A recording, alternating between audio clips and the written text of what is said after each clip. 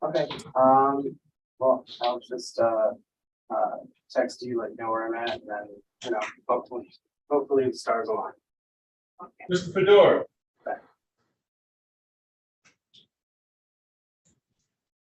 Mr. Fedor.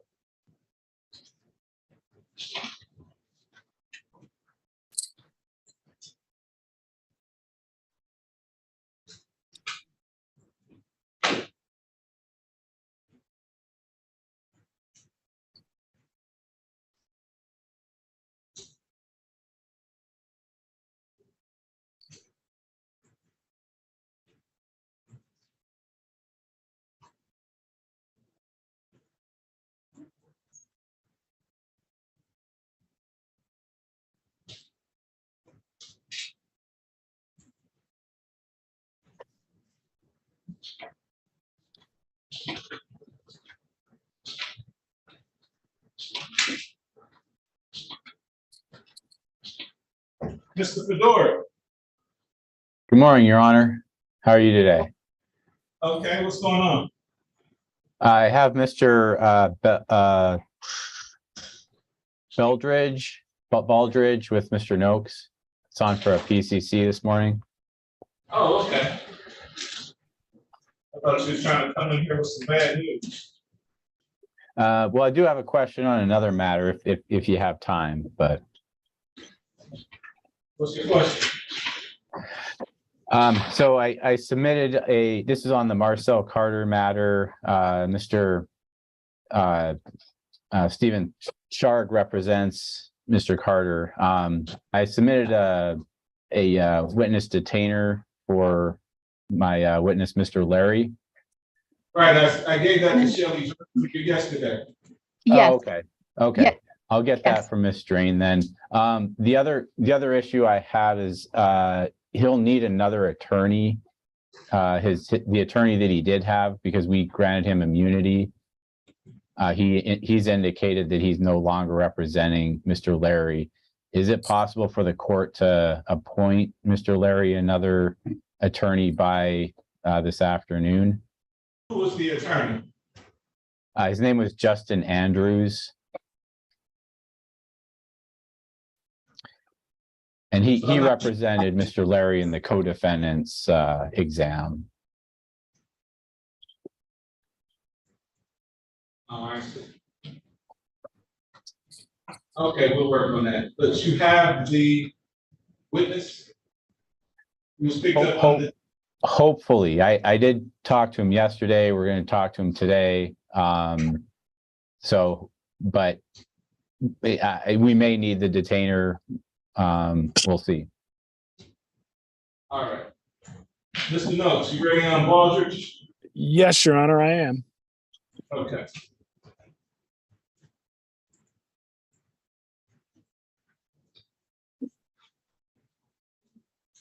Call case number 2305-901401 for the state of Michigan versus Christopher Baldridge. Defendant charged in count 1 homicide, murder, first degree negligence. Appearances for the record, please.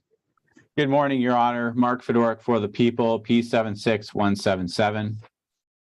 Good morning. May it please this honorable court, William Noakes, P42796 of the Neighborhood Defenders Service of Detroit, on behalf of Mr. Christopher Baldridge.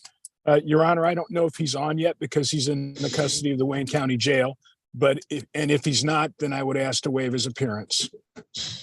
Court will waive the defendant's presence. What's your pleasure? Your Honor, we're requesting an exam date. I was October 12th at 11:30. Your Honor, if I could have that on the 13th because I'm occupied on the 12th. And Your Honor, I'm actually in trial all next week. Is it possible to go to the next week of the 16th?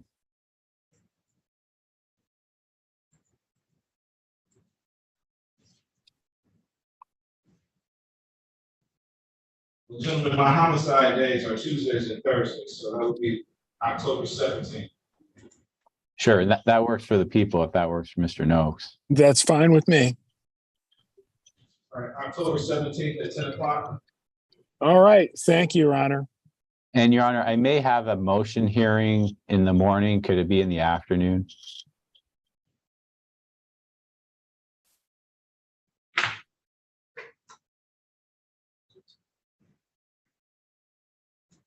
$1:30. That would be great. I appreciate it. Just a note.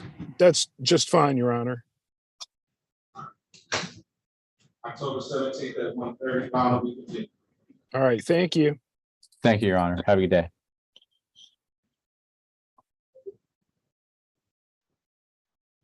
Hi, Ms. Drain. Good morning, Judge. How are you today? I'm good. How are you? I'm good, thank you.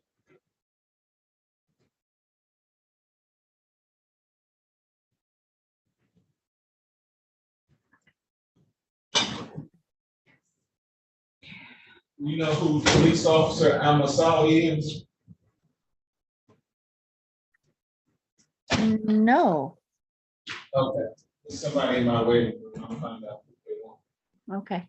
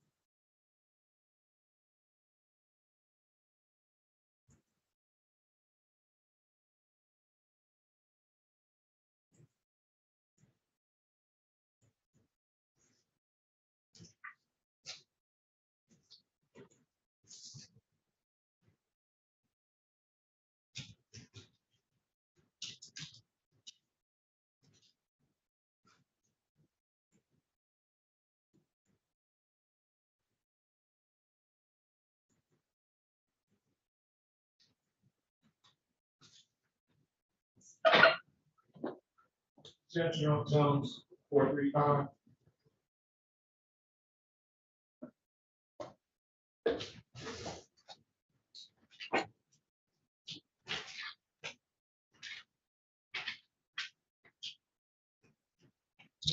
Yes.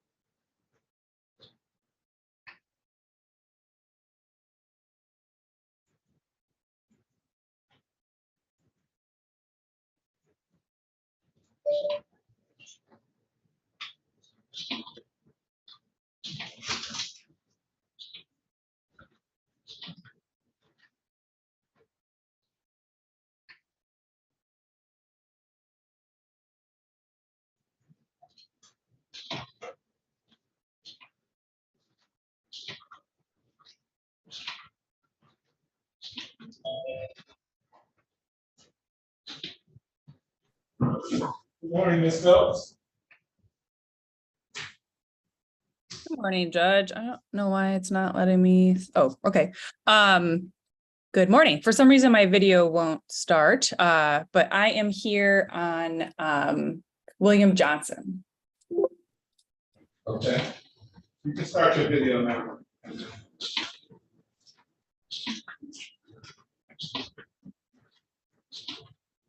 And Judge, he is in the Wayne County Jail. I would like to wait for him to come on.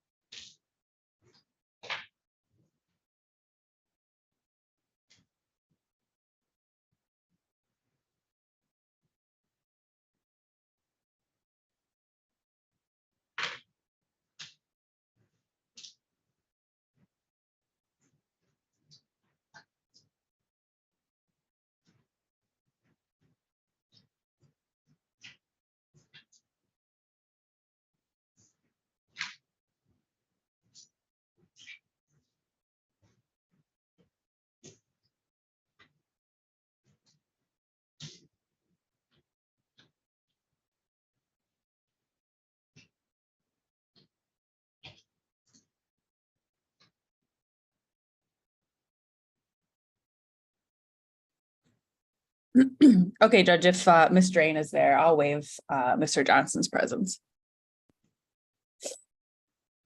I'm here. Okay, Rick Johnson.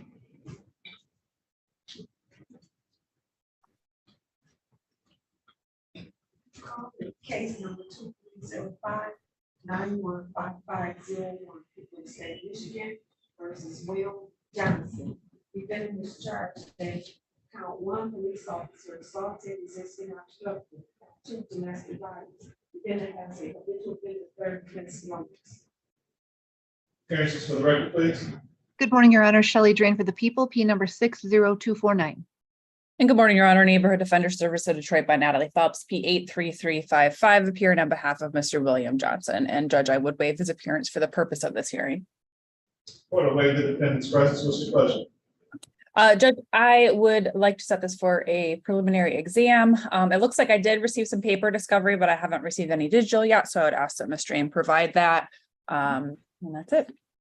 The court will continue to plead not guilty and set this matter for preliminary examination. How is October? We'll strike that, I'm sorry.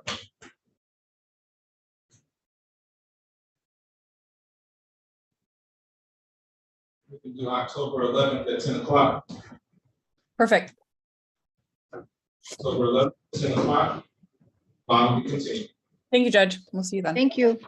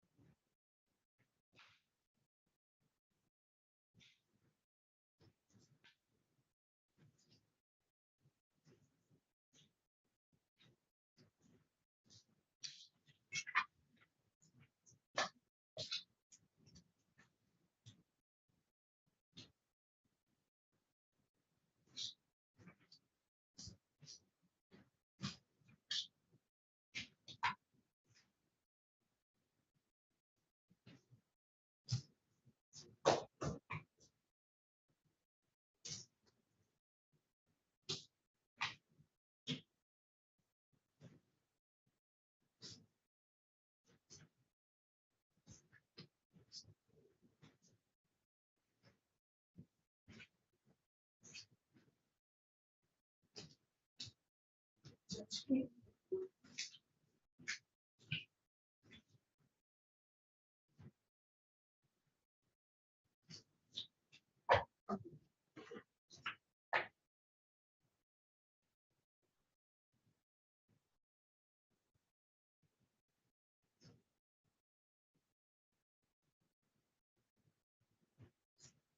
told.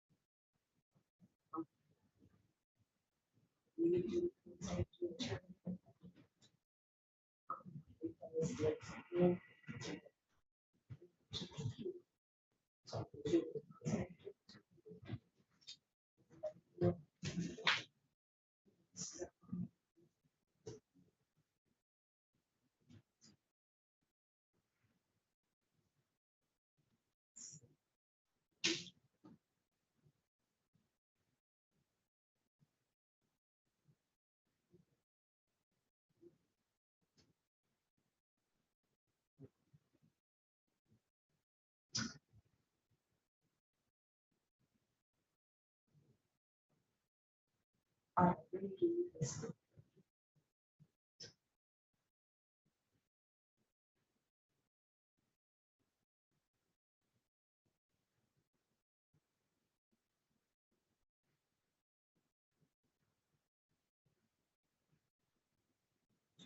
Yes, everyone,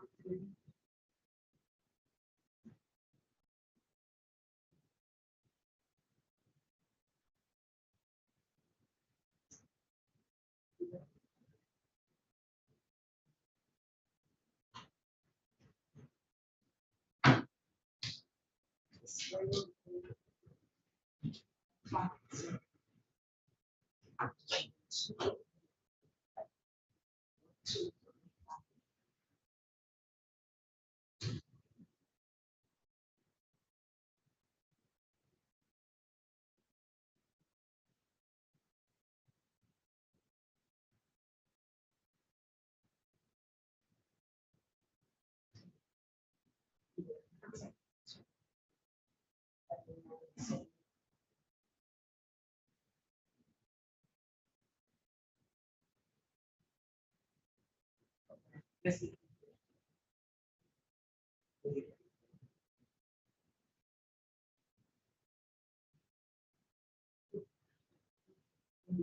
Contact.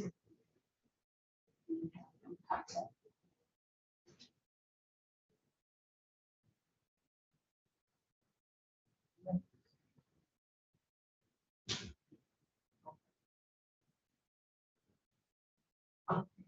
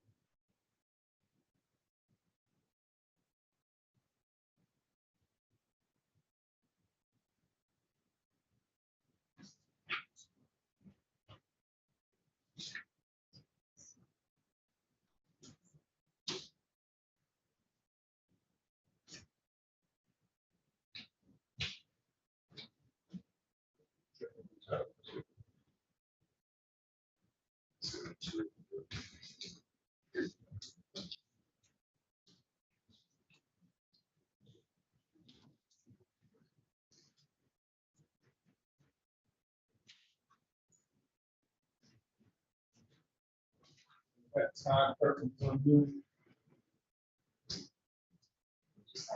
That Todd Perkins on Zoom.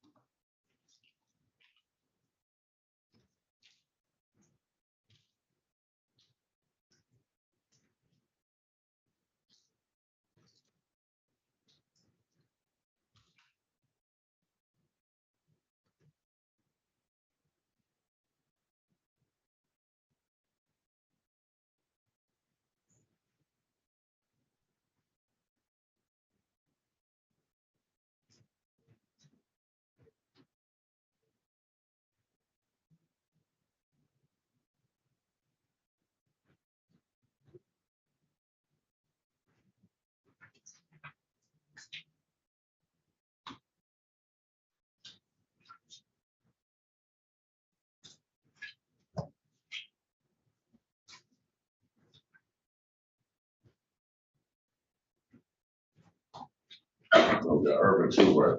Urban, because. That's a J. Yep. You're not. So, no, they have hands up on the card. Yeah, no, but that. So, I'm gonna try to check your system today, see how it works. Let's see the cases on. You see up there, Drew? They told me it was supposed to be something on my screen, but no.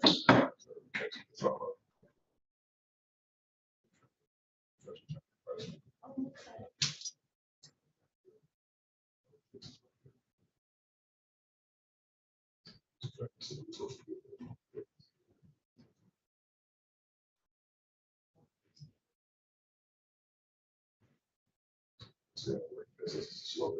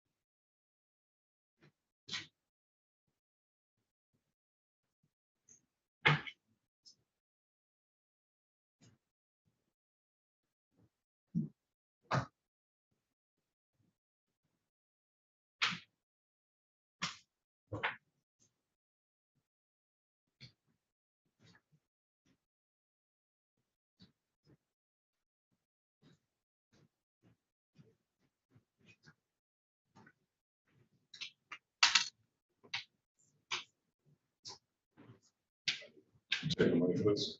All the same,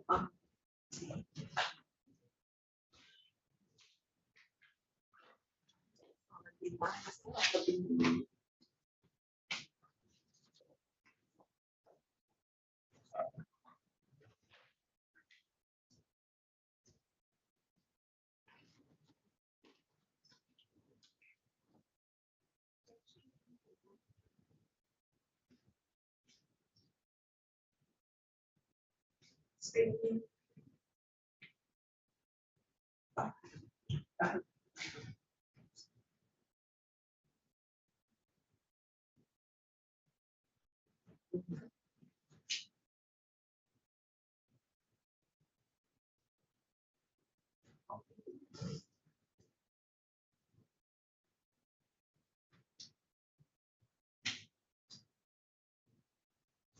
Is Marcelo here?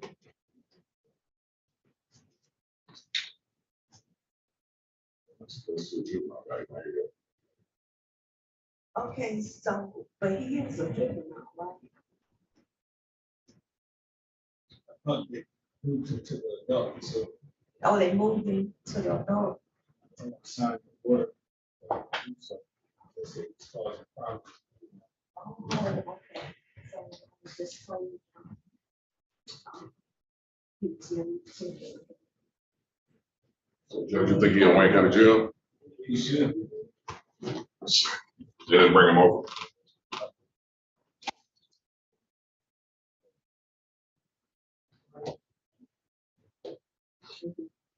That's our 1:30, so we got time to finish. I think the attorney said he was going to play after the exam. I'm talking about an afternoon exam, not yours. Oh, thank you. Officer. Check. Yeah. Oh.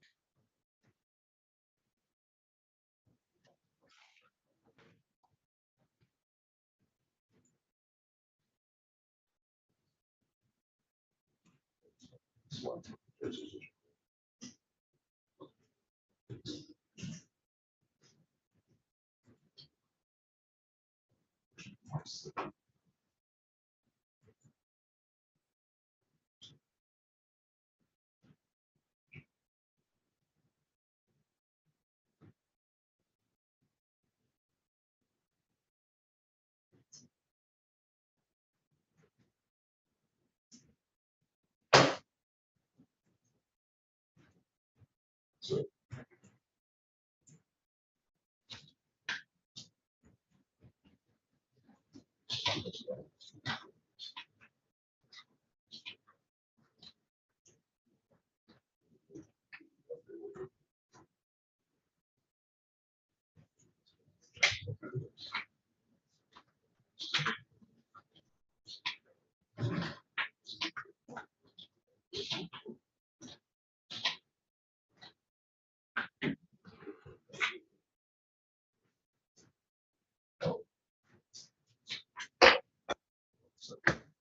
Christine, Yes. Tucker said, what's going on? Say, that's your uncle, your uncle. Because, yeah, he on the phone right now. Oh, okay. So,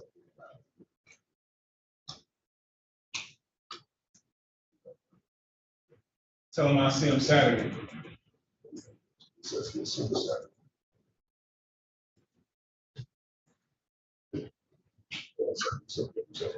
They said that Mr. Carter is at the forensics, and he's not gonna be back by 1:30.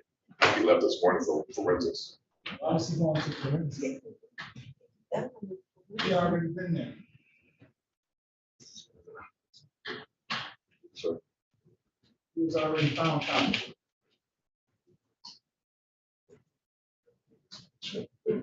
one, but he already done that, not competent.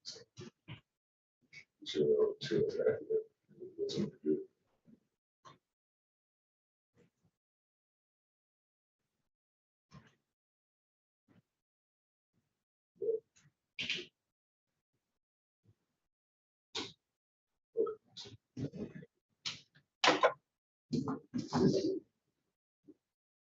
I told him to double check, who was on the computer to see if he actually went there this morning. He's gonna call back.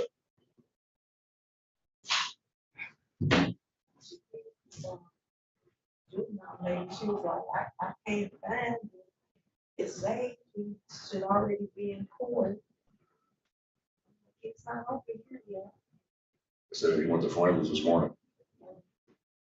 Mason, I don't think he already been found out.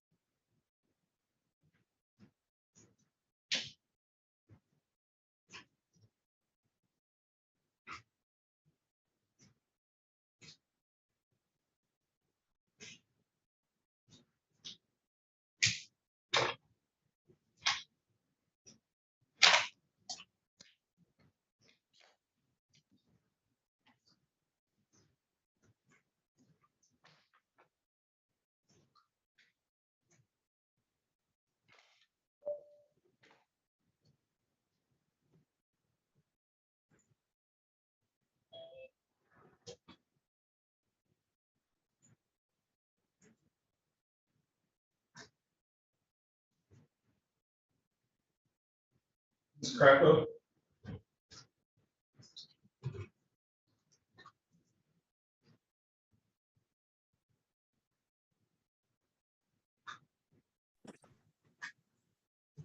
Good morning. Good morning. Good morning. You are here. Ewing? Yeah, I'm standing in for Todd Perkins on Brandon Ewing. Okay.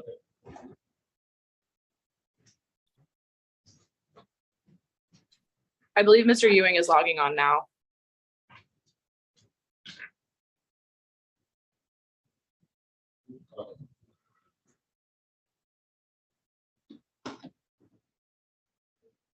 Case number 2305-909901, people of the state of Michigan versus Brandon Ewing. Defendant charged in count 1, assault with a dangerous weapon. Count 2, weapons stolen firearm. Count 3, assault with a dangerous weapon. Count 4, weapons firearm possession by felon. Count 5, weapons stolen firearm. Count 6, domestic violence. Defendant has a habitual offender defense notice. Appearances for the record, please. Good morning, Your Honor. Shelley Drain for the people, P number 60249.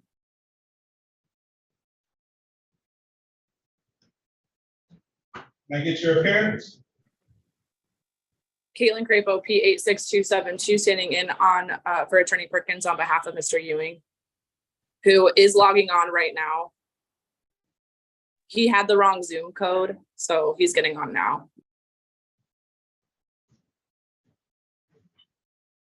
I take it you want to wait on him. It should be less than 5 minutes. I just don't, unless they, Madam Prosecutor wants to waive presence, he should be 5 minutes.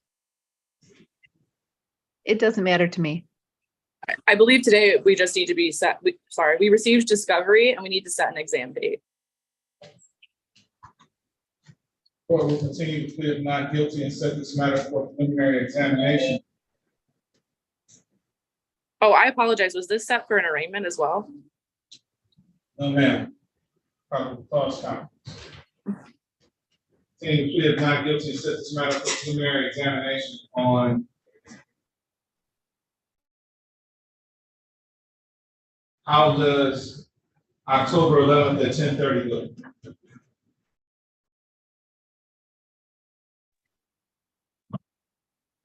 Your Honor, I don't believe that works with Attorney Perkins' schedule, unfortunately. What time of day does work? Oh, wait.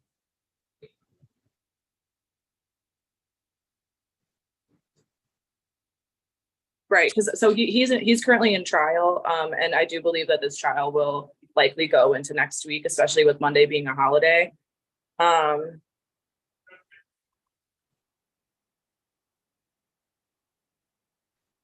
Is there a different day that works for the court? Friday, October 13th at 9 o'clock.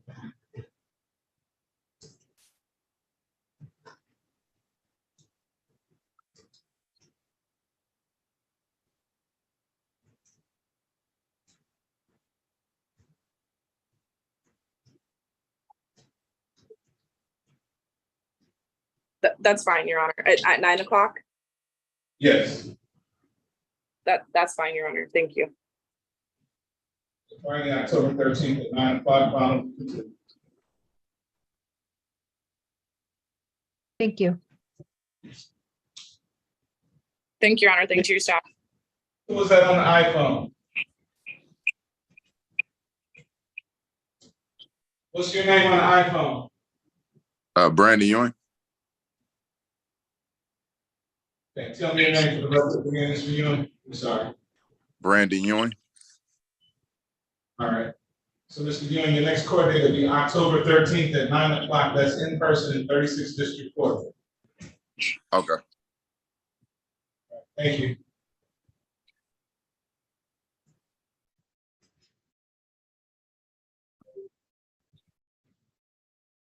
You're all set, sir.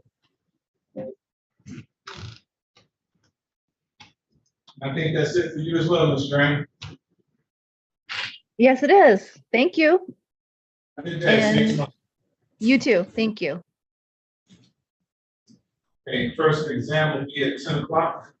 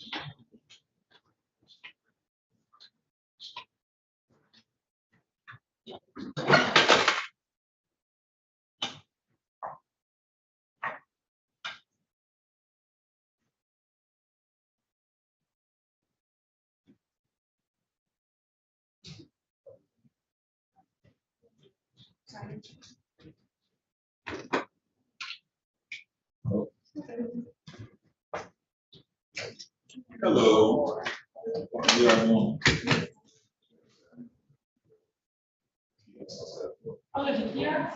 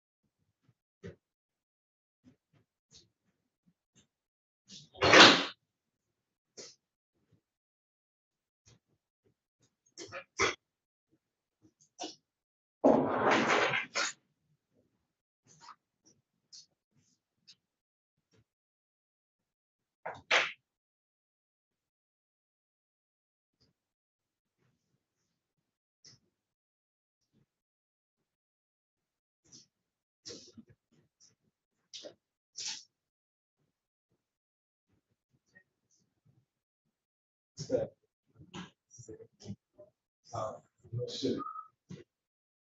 I'm back on my no sugar. I stopped eating sugar, I dropped that like that. I put my suit on this morning, thought I had on somebody else's clothes. Drop some pounds. Uh-huh, Good. quickness.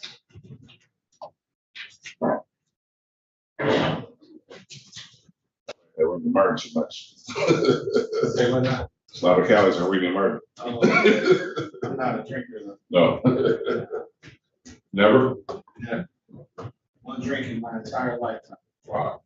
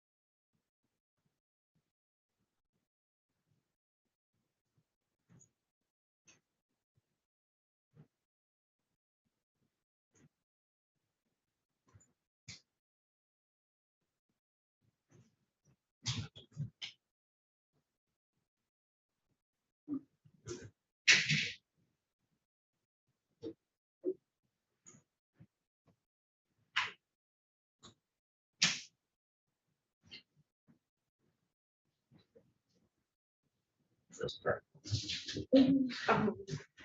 It was that Frank Murphy. Jack, I'm not really saying it's that Frank Murphy.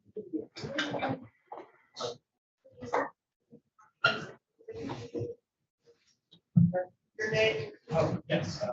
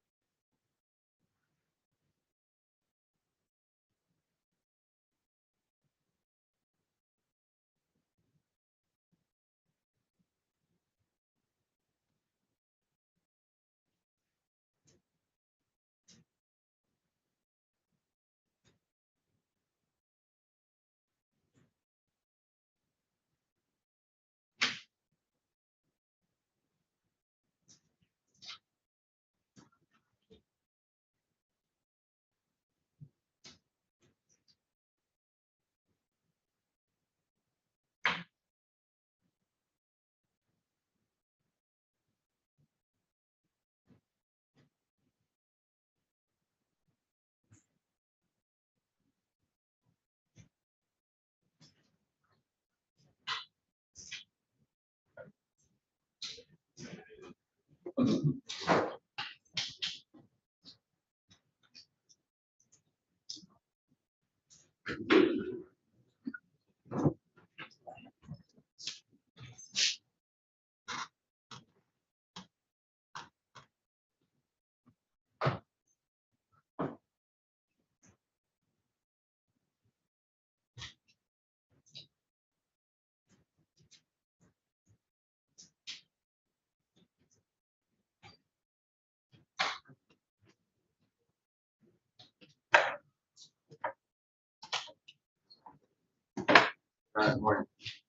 Hey, good morning.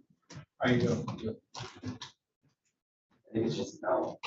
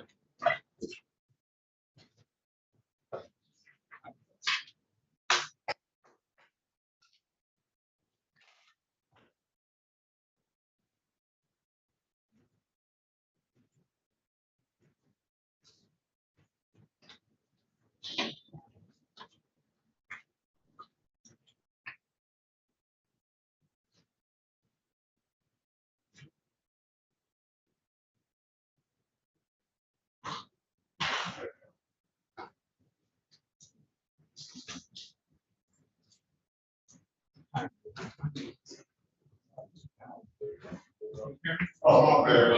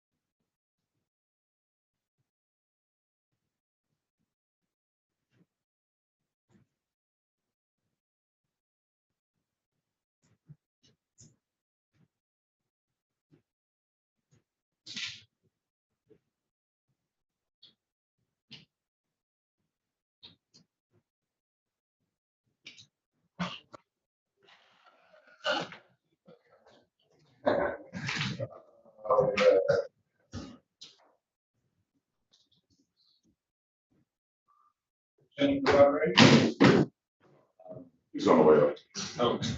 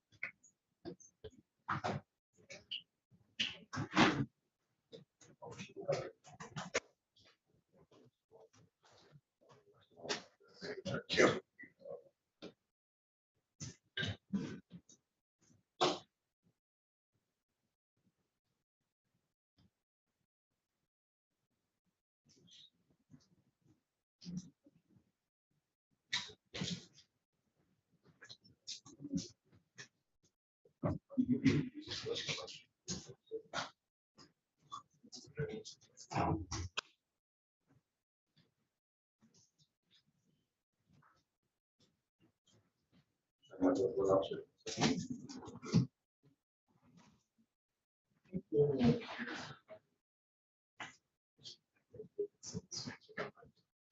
CR234.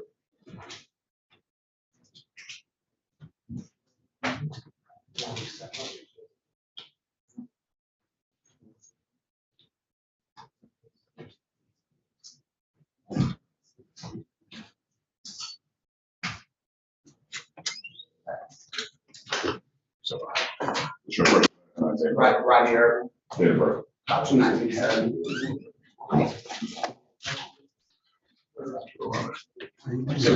That's your turn.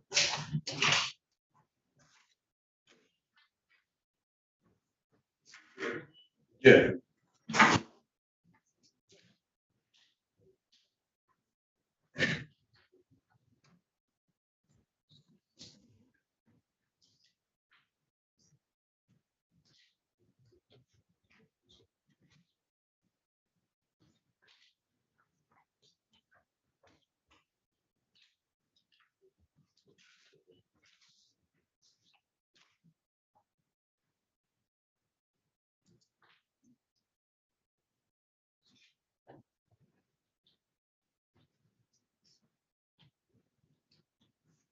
That's summary. Is that all you have also? That's the whole podcast. All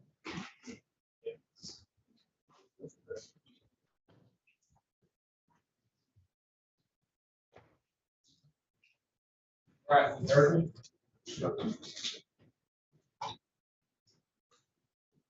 Calling case 2358786, people of the state of Michigan versus Rodney Irvin.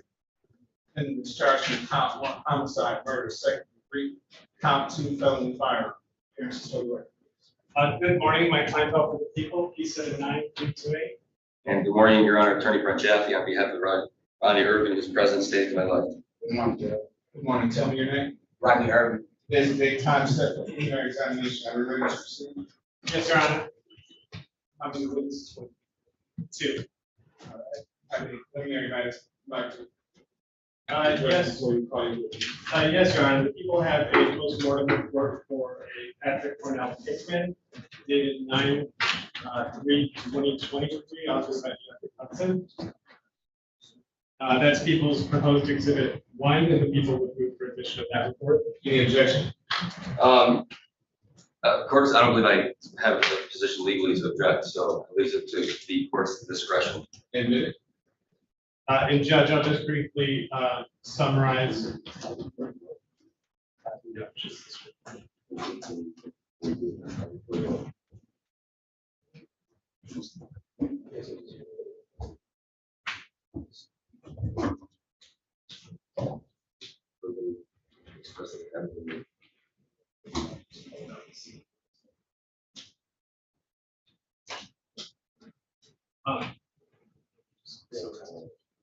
Judge, the summary of that report indicates that it is my opinion that death was caused by multiple gunshot wounds. The autopsy revealed 2 gunshot wounds to the body, chest, upper right arm. The wound tracks are described as the body is viewed in the standard anatomical position. The gunshot wounds are arbitrarily numbered for ease of description. Does not reflect the sequence of occurrence. The gunshot wounds were as followed: penetrating gunshot wounds to the chest. And the second one titled penetrating gunshot wound to the right upper arm. The manner of death is classified as homicide. All right.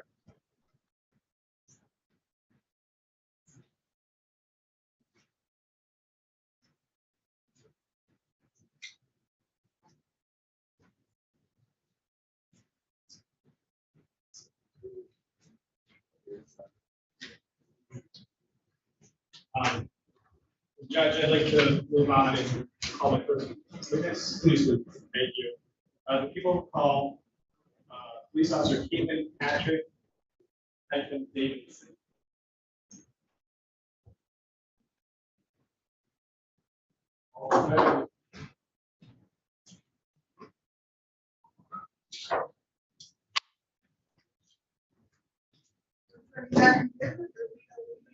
That's 81818.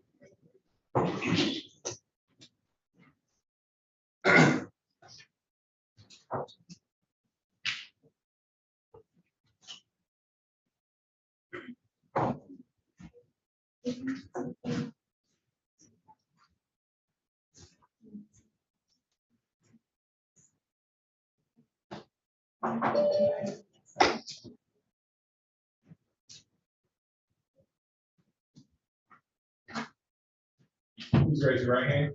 Do you swear or affirm to tell the truth, the whole truth, and nothing but the truth, so help you God? Thank you. Please have a seat. Please.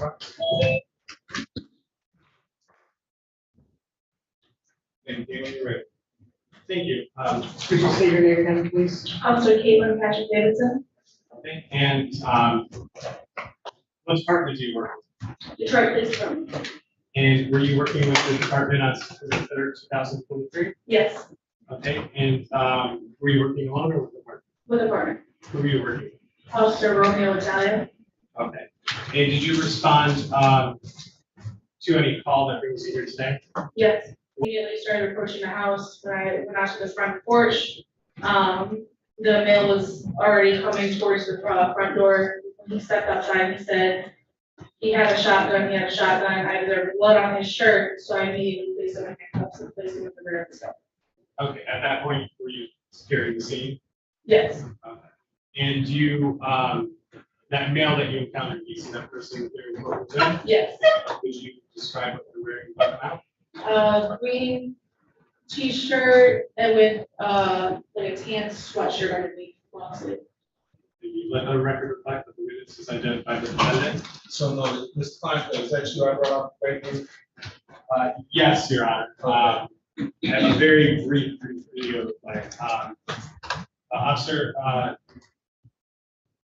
I showed you a video for the hearing, is that correct? Yes, And that would be people's proposed exhibit 2. Did you recognize that video? yes. What was that video?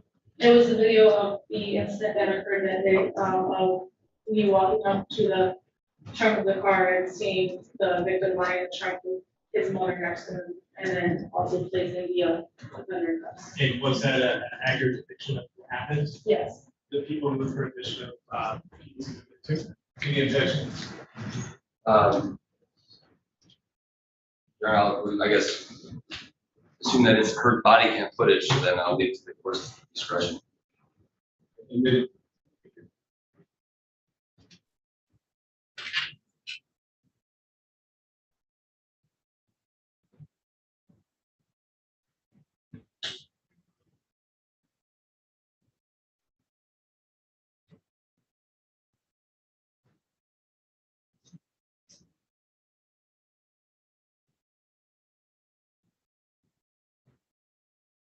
Yeah, Jeff. Think I'm sharing everything? Yeah.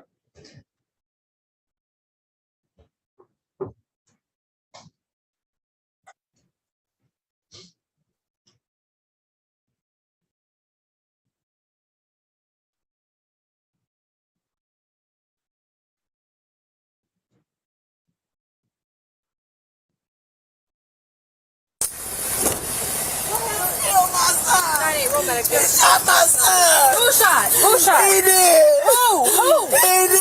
Stay here. Go. Hey, you can't go in by yourself. Hey, open the door. Come here. Come here. Who? Listen, he came over here. I did it. Okay. He came in with a shotgun. With a shotgun.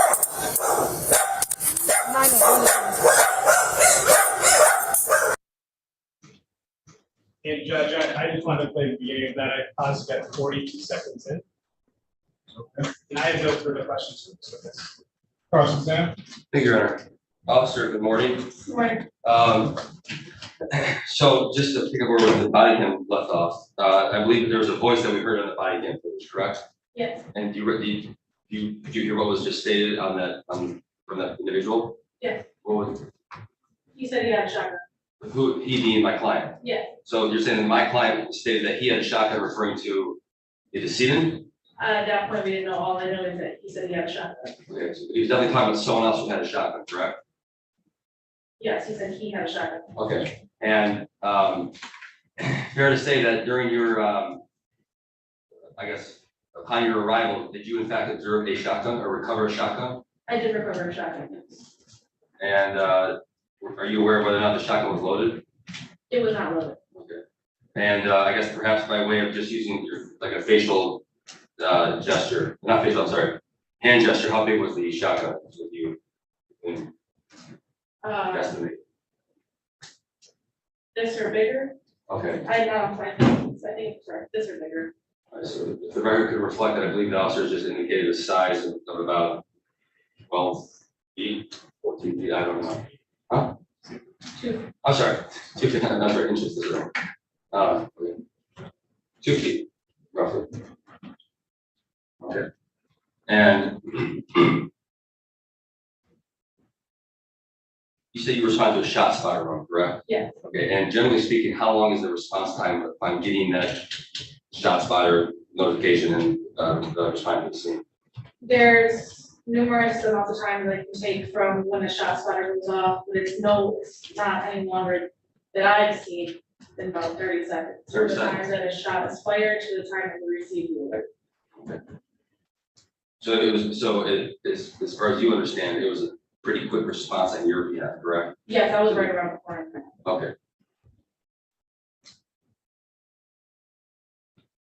And upon arrival, did you come in contact with anyone in particular? The victim's mother, And you spoke with her? as I approached her and asked what happened. Okay. And if you recall, was she very distraught when you responded? Yes, She was crying? yes. Okay. And did she indicate to you that, so again, you said it's the decedent's mother, correct? Yes, How do you know that, this woman was the decedent's mother? after speaking with her on the scene. Okay. She said, I am his mother? It was more than that initial encounter that you saw on the video. Okay. Okay, fine. And fair to say, when speaking with her, she indicated to you that, her son did in fact have a shotgun, correct? She said that it was in his trunk and that she picked it up. She picked it up, okay. And did she indicate to you that whether or not she actually, how she picked it up? Objection, you're saying? Response, Your Honor? Excited utterance, Your Honor, in terms of what she said. Again, the officer testified she was distraught.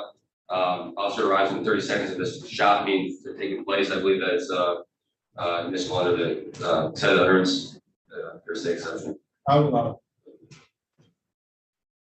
Did she indicate how so again, she told you that she pulled the gun out or her son had the gun? She said when her son had opened the trunk after he parked the car on the side of the street, she looked inside the trunk and saw a shotgun. She picked it up, asking him why he had a shotgun. Okay.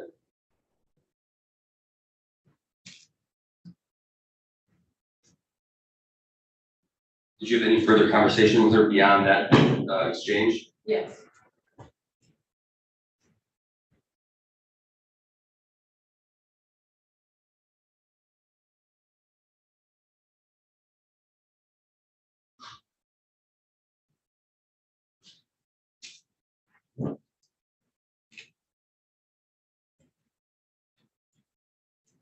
And do you know whether or not the shotgun was a legally purchased weapon? That I'm not sure. Okay. Beyond your response to the scene in question, did you have any other involvement in the case? No, when they did the search warrant on the house, yes. Okay. And at some point during your response, you do in fact go to Mr. Irwin's home, correct? Correct. Okay, and we just saw body cam footage that would reflect you going to the home, correct? Yeah, I didn't go inside. Okay, but nonetheless, so you didn't go inside? No, I did not. Okay, so how does it come to be that you actually apprehended them? He came to the door. I asked him to open the door. He did. He stepped out. I did not pull him out. He stepped out. Okay, so he wasn't, so he was compliant with you. In other So words. very compliant. Okay.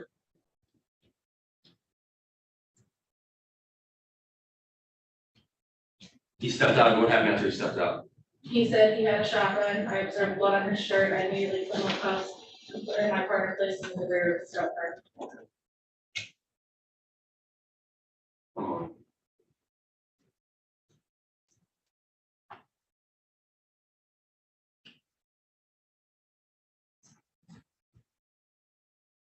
Thank you, man. Nothing further. You're. No, you're. Thank you. You may sit down. Your Honor, if you would like the next call, Kenneth.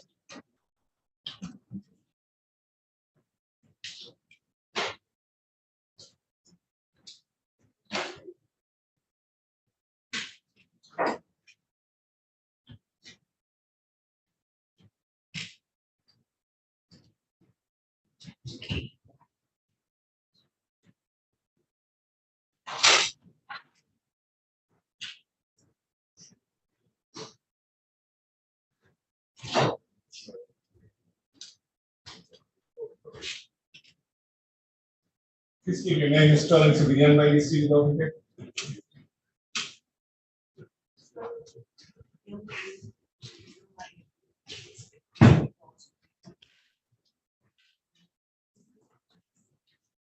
Please raise your right hand. Do you swear or affirm to tell the truth, the whole truth, and nothing but the truth, so help you God? Yes. Thank you. Please have a seat in the witness box right next to me. Just pull that door open, have a seat, speak into that microphone, and it'll be to your left, okay? You may begin when you're ready. Thank you. Ms. Foster, I'm going to draw your attention back to September 3rd, 2023. Do you remember that day? Repeat that. Do you remember September 3rd, 2023? Yes, Okay. And where were you on that day? I was at the home of right her. Okay. And do you know the address of that location? It's 11300 Roxbury. Is that Detroit, Michigan? Yes. Okay. And how do you know Mr. We were acquaintances, we were friends. Okay. Do you see that person in the room today? Yes. Would you point out where you're sitting and describe this right? Sitting right there. Right here. To my right.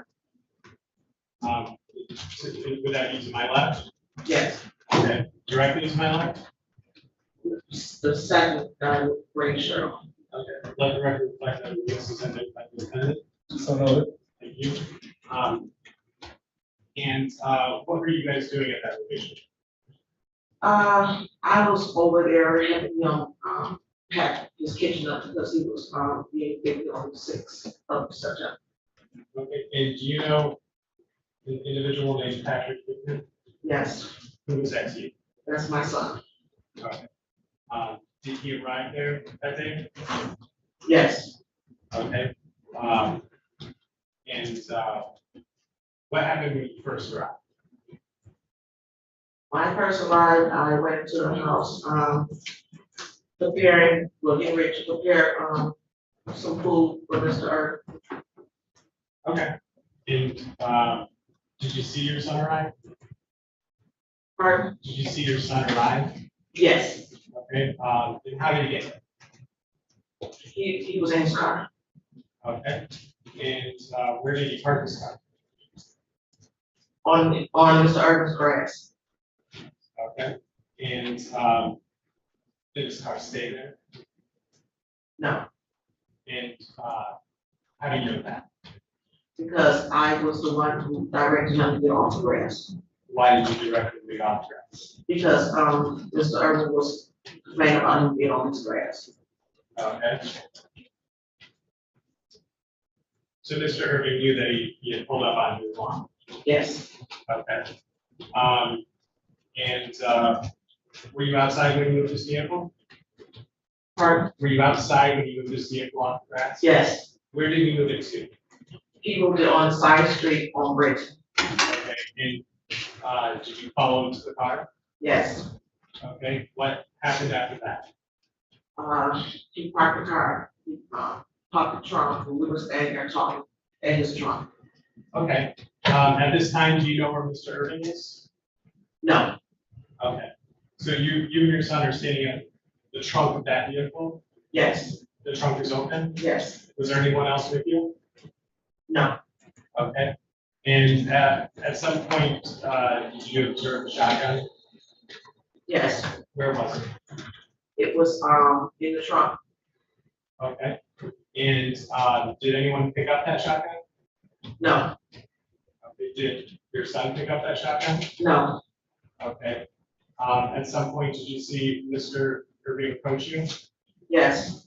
And did you observe him with any weapons? Yes. What kind of weapon did you see?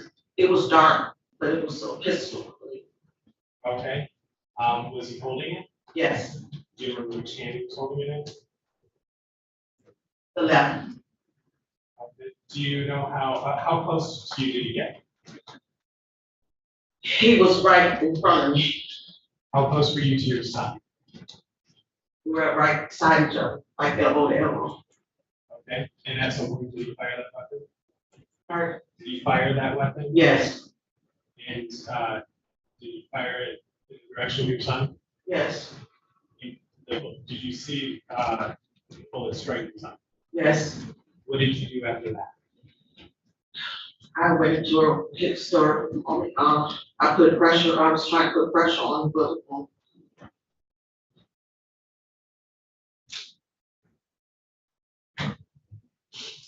At any point, did you see your son threaten Mr. Irving?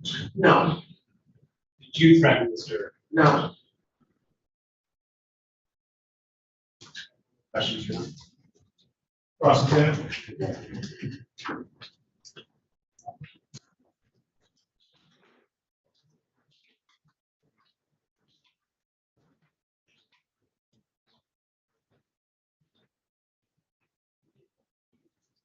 Morning, Mr. Foster. Come on.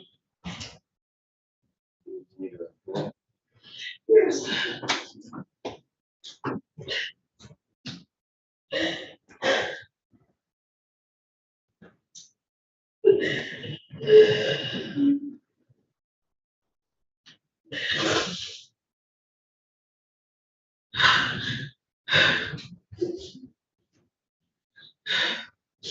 Okay, ready. Just to ask you a couple of questions.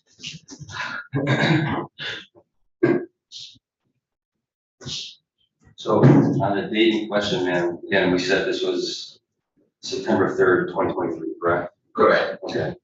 And at some point earlier in the morning, your son came to your home, correct? Patrick is your son, correct? Correct. Okay. And at some point, your son Patrick came to your home, correct?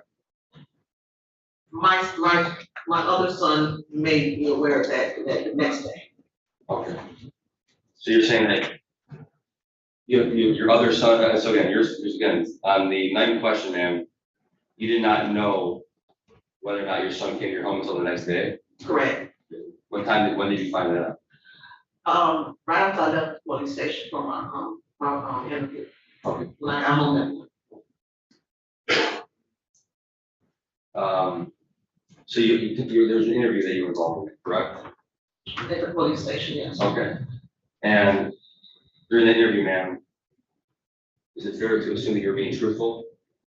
Yes. Okay. And at any point, did you tell the officer that your son had appeared at your house and you had not seen him in like a month or so? I hadn't seen my son in about a month or so, yes. And because you guys had a falling out, correct? Correct. Okay. And your son actually had caused some damage to your home? Correct. Okay. And he had actually put his hands on you in the past, correct? What is this relevant to? Your Honor, that's gonna be relevant to credibility in terms of the totality of what happened on the next question. Well, Your Honor, I think it's gonna go to a motive, Your Honor, in terms of the issue at hand, Your Honor. He put his hands on. That is correct. Yes, that could have a little leeway on Your Honor to develop this.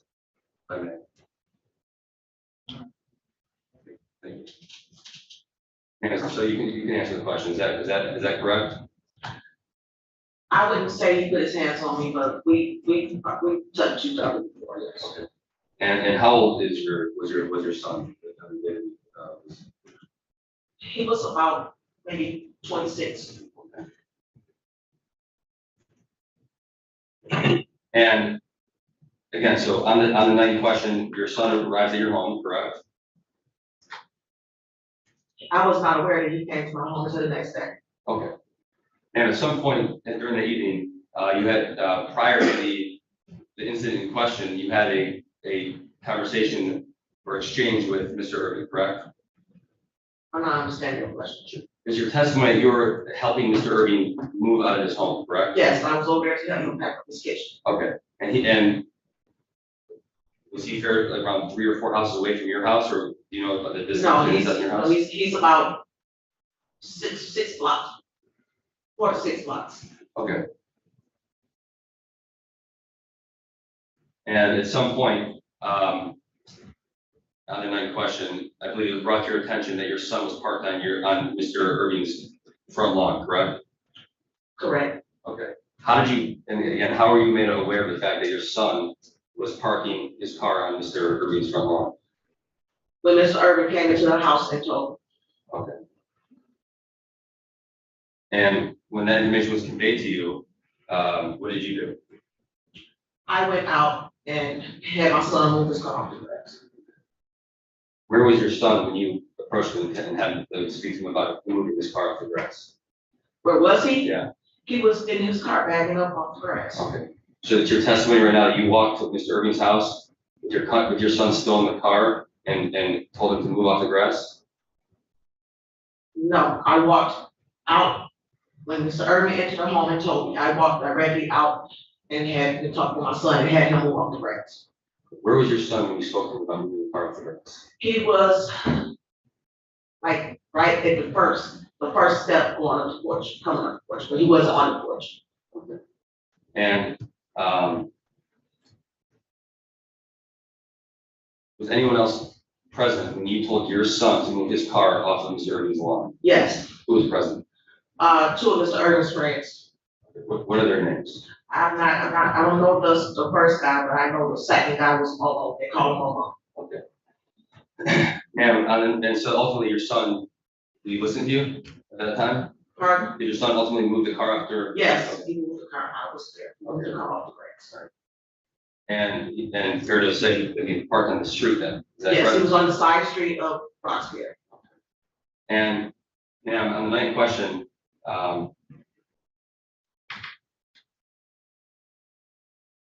did you observe anything out of the ordinary with regards to your son?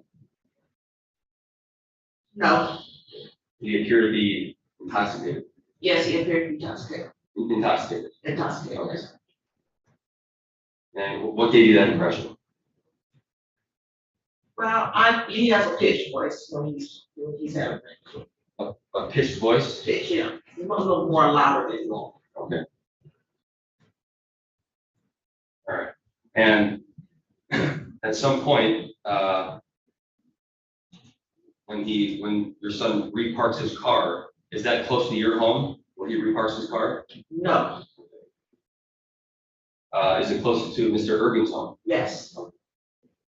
And at some point, ma'am, let me say this, is that a street, what street is it? Brenton. Brenton? Brenton. Okay. And to your knowledge, does that street have streetlights? Yes. And again, at some point you have a conversation with your son in the street, correct? Behind his trunk, yes, right, and his trunk, yes. Okay. Is there a reason why? Okay, and at some point during that, I guess, conversation between you and your son, does your son's car's trunk get popped? Yes, he popped the trunk. Popped the trunk. Okay. Do you know why he popped the trunk? No, I don't. And did you observe anything out of the ordinary in the trunk? Yes, What did you observe? he had a shotgun. Do you know whether or not it was a lawfully purchased weapon, or you don't know? Pardon? Do you know if it was a legally purchased weapon? I don't know.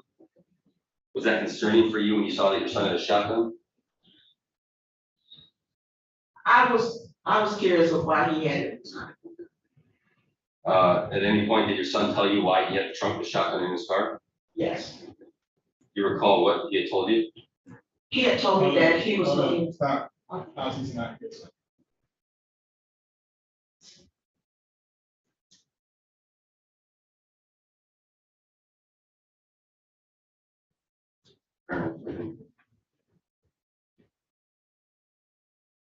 Without saying what your son said, did your son give you an answer as to why he had the shotgun in his trunk?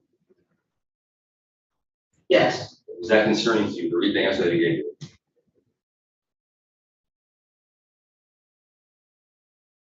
No, Was the shotgun loaded? I have no idea. And at some point, ma'am, you try to remove the shotgun from his trunk? No, So, ma'am, it's your testimony right now that you never put your hand on the weapon, is that correct? not to my knowledge, I didn't touch the weapon. But is it fair to say at some point on the night in question, the shotgun is raised up out of the trunk, correct? No,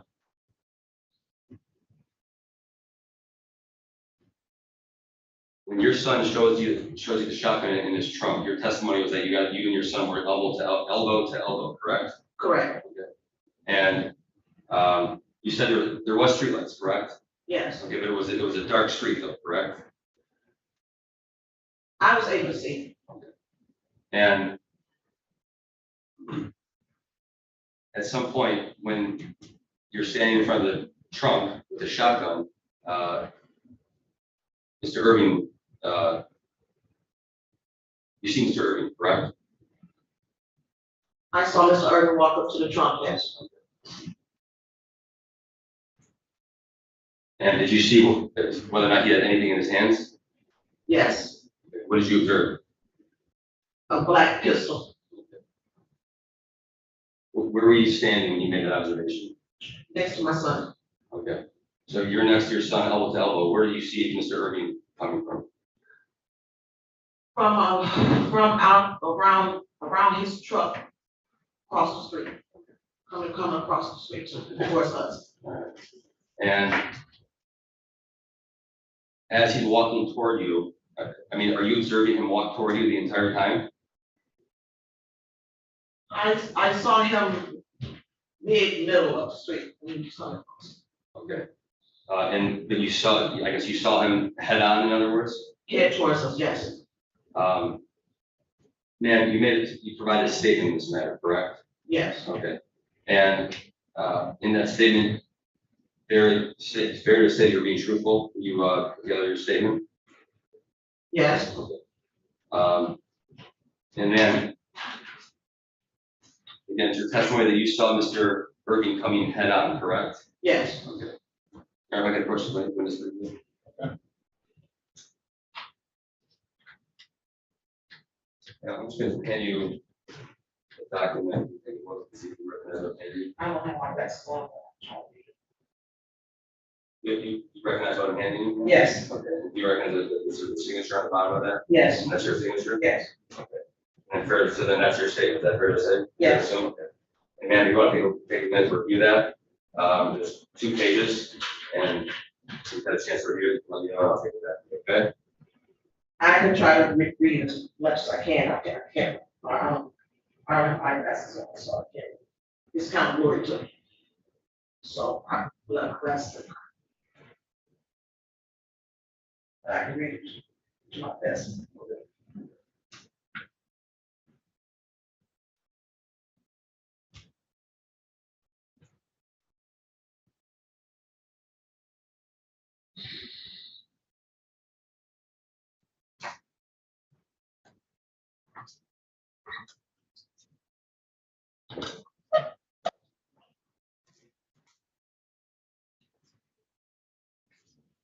You ready?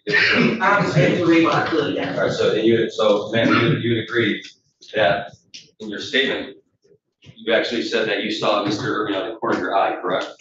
I didn't say on one eye, I saw him straight ahead. You agree, ma'am, in your statement, you saw him out of the corner of your eye, correct? I couldn't recall if I said that, but he was definitely in my eyesight. Okay, but again, you acknowledge that you did in fact sign your name on this statement. Yeah. And just verify that what's in the statement is true, correct? Correct. Okay. And again, you'd agree, you just read in your statement that you stated Mr. Irving, but you viewed him out of the corner of your eye, correct? Well, if you look at him, he's coming around the truck, so it would be somewhat like, I wouldn't say a corner, it would be more like, it happened so fast, so it would be more like a quick turn, like. Okay. If it was corner, then it actually was head on to me. Okay, but you'd agree in your statement. You said If it's in my statement, then maybe it was, it probably was a corner, but I definitely knew it was him. Okay. And did you have your glasses on? I don't wear my glasses to see, I wear them to read. Okay.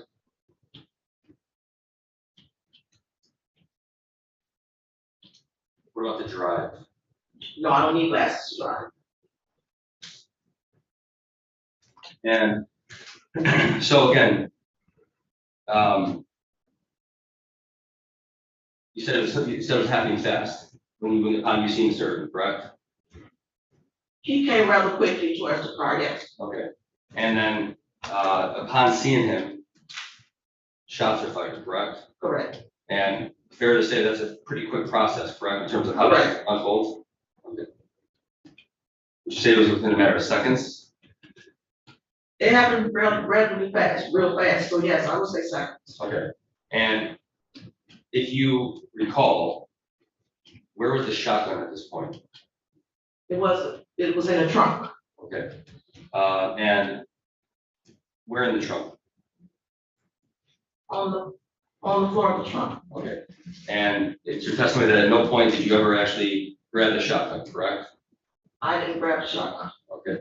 At no point did you put your hands on the shotgun, correct?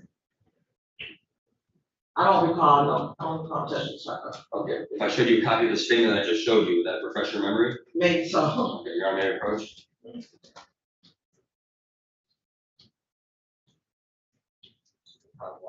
Statement that I just,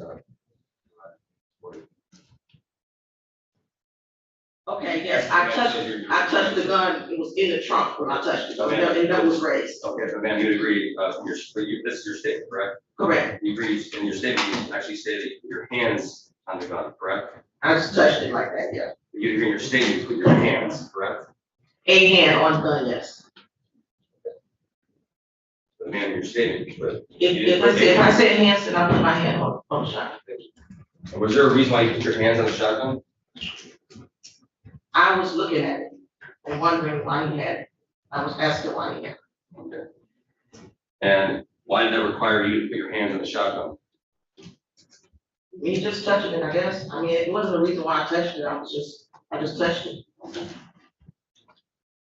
And to your knowledge, did your son Patrick ever raise the shotgun out of the trunk? No. How do you know? Not to my knowledge, not when I was with him. Not to your knowledge, correct?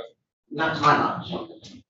And upon seeing Mr. Irving, again, is your testimony that you saw him at the corner of your eye or you shouldered your head to see him coming, correct? Correct. Okay. In that moment, your son was next to you, correct? Correct. Okay. So you'd agree, you don't know whether or not in that moment your son upped the shotgun, correct? He did not have a shotgun in his hand. But ma'am, you'd agree, you didn't see what was happening with the shotgun or your son when Mr. Irving was approaching, is that correct?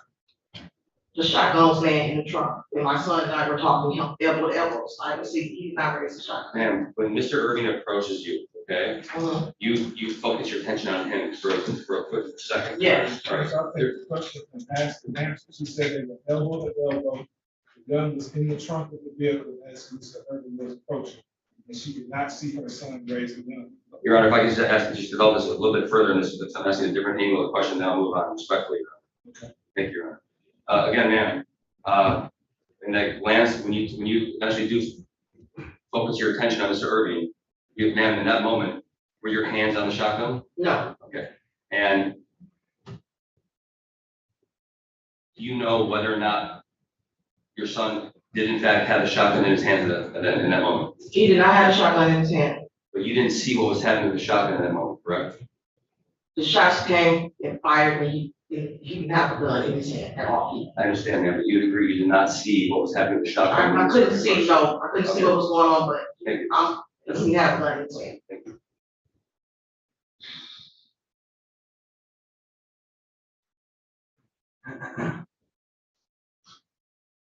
Ma'am, on that date in question, you were under the influence, correct? I had a drink or two.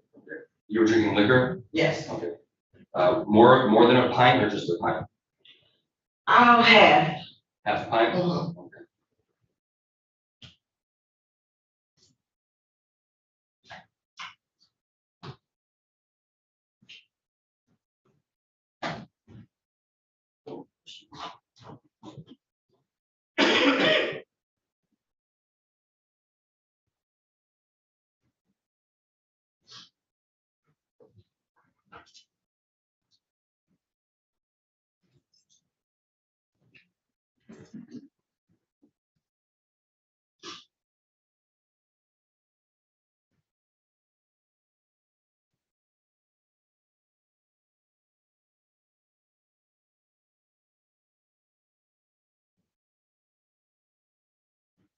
Yeah, just a couple more questions. When this occurred,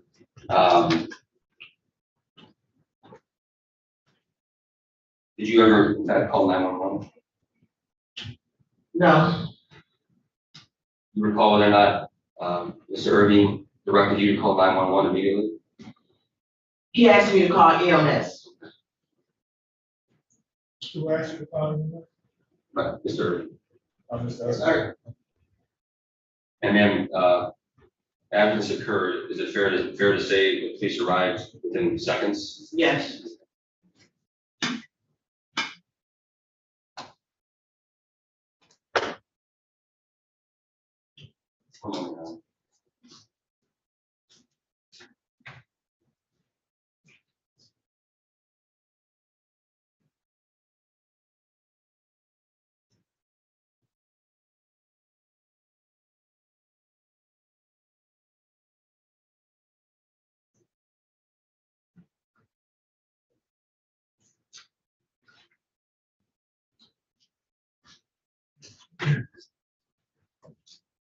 Thank you for your time. Can you read the record? Briefly, Your Honor. Ms. Foster, you explained that you went out to tell your son to move the car because you had learned that he had parked on the lawn, right? Yes. How did you learn that? Who told you? Mr. Irving. Okay. And did Mr. Irving seem angry? Yes. And how did you know that? Well, he came in loud. and Saying what he was gonna do. My son was on the grass and he was gonna help him up. Okay. So you let your son move the car? Yes. And again, was this across the street from Mr. Irving's home? It was on the side street Okay. of Roxbury. When Mr. Irving returned with the gun, did he have to cross the street? Yes, he had to cross the street. Okay.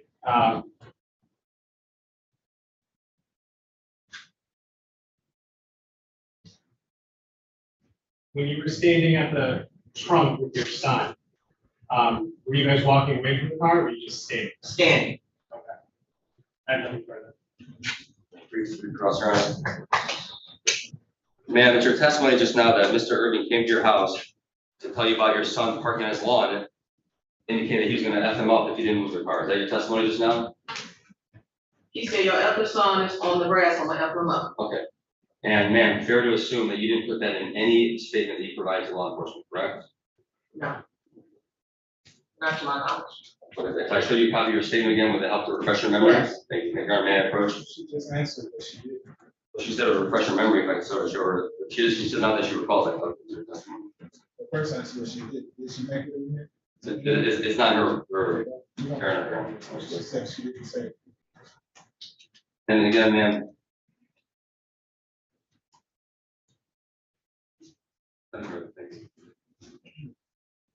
Okay, so ma'am, you said you hadn't seen your son in how long? Almost 2 months. In 2 months. You and your son had some kind of disagreement? Yes. That's why you hadn't seen him in 2 months? Yes. Okay, so you were at Mr. Irving's house for what reason? I was over there to help him pack up his kitchen. He was moving? He was getting evicted on 6. Okay. Was your son the landlord? No, Okay. You know why your son came to that location? he wanted to speak to me. Okay.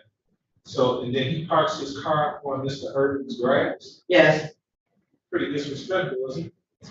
yes. All right, you say your son was drunk? He wasn't drunk. He had been drinking. How do you know he was drunk? Because the way he talks, he has a little loud pitch to it. Okay, so you're in the house packing up. Mr. Irving was outside initially, Yes, and then he comes in, he says, I'm gonna F your son up, he's parked on my effing grass. yes, When he came in the house, did he have a gun on him? Did you No. see a gun? no, All right, so he came in and got the gun. yes, sir, You went outside to talk to your son and tell him to move off the grass, yes, sir, and he did. yes. Was your son irate or angry at the time that he was there? I wasn't outside During. In your conversation with him, With my conversation with, no. he was okay with you? He wasn't fussing with me. So then, for whatever reason, he gets out the car, he pops his trunk, Yes, and in the trunk lies a shotgun. yes. And it's at that point, you touch the shotgun? I touched it. Why? I was looking to see what kind of gun it was, I guess. You have fascination with guns? No, sir. No, sir. Okay, so he shows that there's a gun in the trunk. Does he say what he's gonna do with that gun?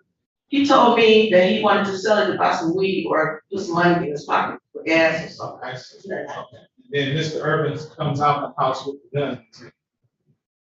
He stated, "You're gonna bring a fucking gun over my house," and that's when they fired. Okay, so the gun is in the trunk. What kind of vehicle is this? A four-door Lincoln. Lincoln car? Not Yes. SUV? No, it's a car. Okay, so if the gun is in the trunk of the vehicle, isn't the gun sitting down? Yes, it's down. Yes, Okay, it's So- laying down. when he's saying you're gonna bring a gun to my house, That's how the far, house. his effing house, how far away from me? He was nearly there, nearly right up on us. Okay. And then the So fire he came was shot. close enough to look down into the trunk to see the gun? No. He was, So I'm wondering, I can't- how would you I can't know that your recall. son brought a gun to the house? how did, repeat that? How would he know that your son brought a gun to the house if he couldn't see it from where he was standing? I wouldn't know that because I wasn't outside when they were exchanging words, so I wouldn't know. So, did you hear the exchange of words? No, because they had the Bluetooth radio on rather loud, so I couldn't. And the front door was closed because, he doesn't keep his front door open. Okay. So I wouldn't know what took place outside. But you maintain that your son never took possession of that gun and tried to hold it up or point it or anything? No, he did not. Mr. Irvin comes out and says, you bring the effing gun to my house and you start shooting. Open fire, yes. And when your son is shot, does he fall in the trunk? Yes, sir. I'm sorry. I'm sorry. Okay.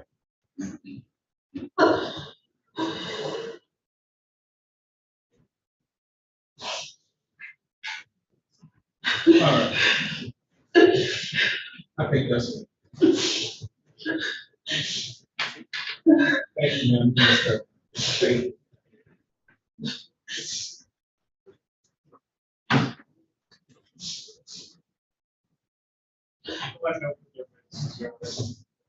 Any words that I have to finish? There People?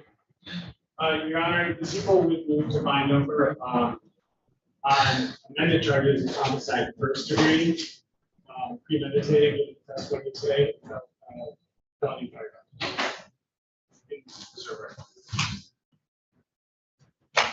Your Honor, I don't think there's any testimony to support a first degree murder charge. It's not, I think that based on the totality of what happened, the fact that he arrives at the scene, parts of my client's lawn, has a shotgun in the trunk, I believe from her testimony that it's happening so fast, she's under the influence, he's under the influence, and the toxicology report would actually reflect the fact that her son was highly intoxicated, like 0.19 if I'm not mistaken.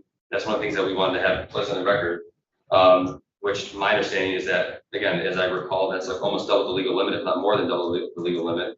My client was fully compliant with law enforcement. This is an unfortunate situation that took place, Your Honor, but I do believe that my client was acting in self-defense, Your Honor. And again, so in terms of a first degree murder charge, I don't see any basis for that at all, Your Honor. Prosecution maybe hanging their hat on the fact that allegedly their client went in the house and got a gun, came out the house with a gun, crossed the street, and walked up to the plant witness and fired a shot. Understood, Your Honor. Respectfully, I understand that was brought out through Your Honor's questioning. As a practical matter, I don't think that's accurate, and I would recall this witness. Your Honor, again, I don't think it was accurate. I don't think it's accurate. No, Your Honor, I don't, because for her to say, again, Your Honor was asking her questions, Your Honor, and that was not brought out through the prosecution, that was brought out through Your Honor. I don't, and again, I would like the opportunity to cross-examine this witness as to that. We had an opportunity to cross-examine. After Your Honor spoke with her, Your Honor, just now. I would have crossed the Contrary to damage. what you believe, that information didn't just come from me, it came from both of you guys' questions. Well, Your Honor, He said that respectfully, he went in the house, he got a gun, he came out with the gun. Ms. Kleinfeld asked if he had to cross the street to get to where they were. in terms of whether, when he went to the house, she testified just now that he didn't have a gun on him then. And I'm saying that she wouldn't know that or not based on the totality of the testimony, Your Honor. The way that she testified upon answering your questions, she said that he came over to the house initially with the gun. And I don't think that's accurate, Your Honor, based on the totality, I don't think that's credible. Say that again, I'm sorry. I believe that, Your Honor, based on your questioning of this witness, I believe she responded that my client came to her house with the gun. Initially, That's not what she said. that's what I, That's not what she said at all. She said he was outside initially, he came into the house, he got the gun, he came back outside.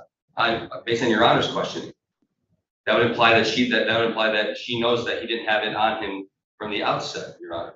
And I don't think that's, and again, based on. Regardless if he had it, when he went in the house, he could have gone in the house, closed the door, called the police. But according to this witness, he went in the house, he came out of the house, he had a gun in hand, walked across the street to the complaining witness and fired a shot. Your Honor, based on the totality of the evidence, Your Honor, my client asked this man to move the car off of the street, and then he ultimately parks close to my client's car. And then at some point, my client used the shotgun, and that's when the shots are fired, Your Honor. What is this business about moving close to his car? I didn't hear that testimony. Well, again, because no, I believe I heard the testimony that when he reparks the car, his car is close to to Mr. Irving's I heard house, his car was parked across the street from the house. close to Mr. Irving's house, Your Honor, not her house. He's still there. I believe that was her testimony today, Your Honor. Parked the car where?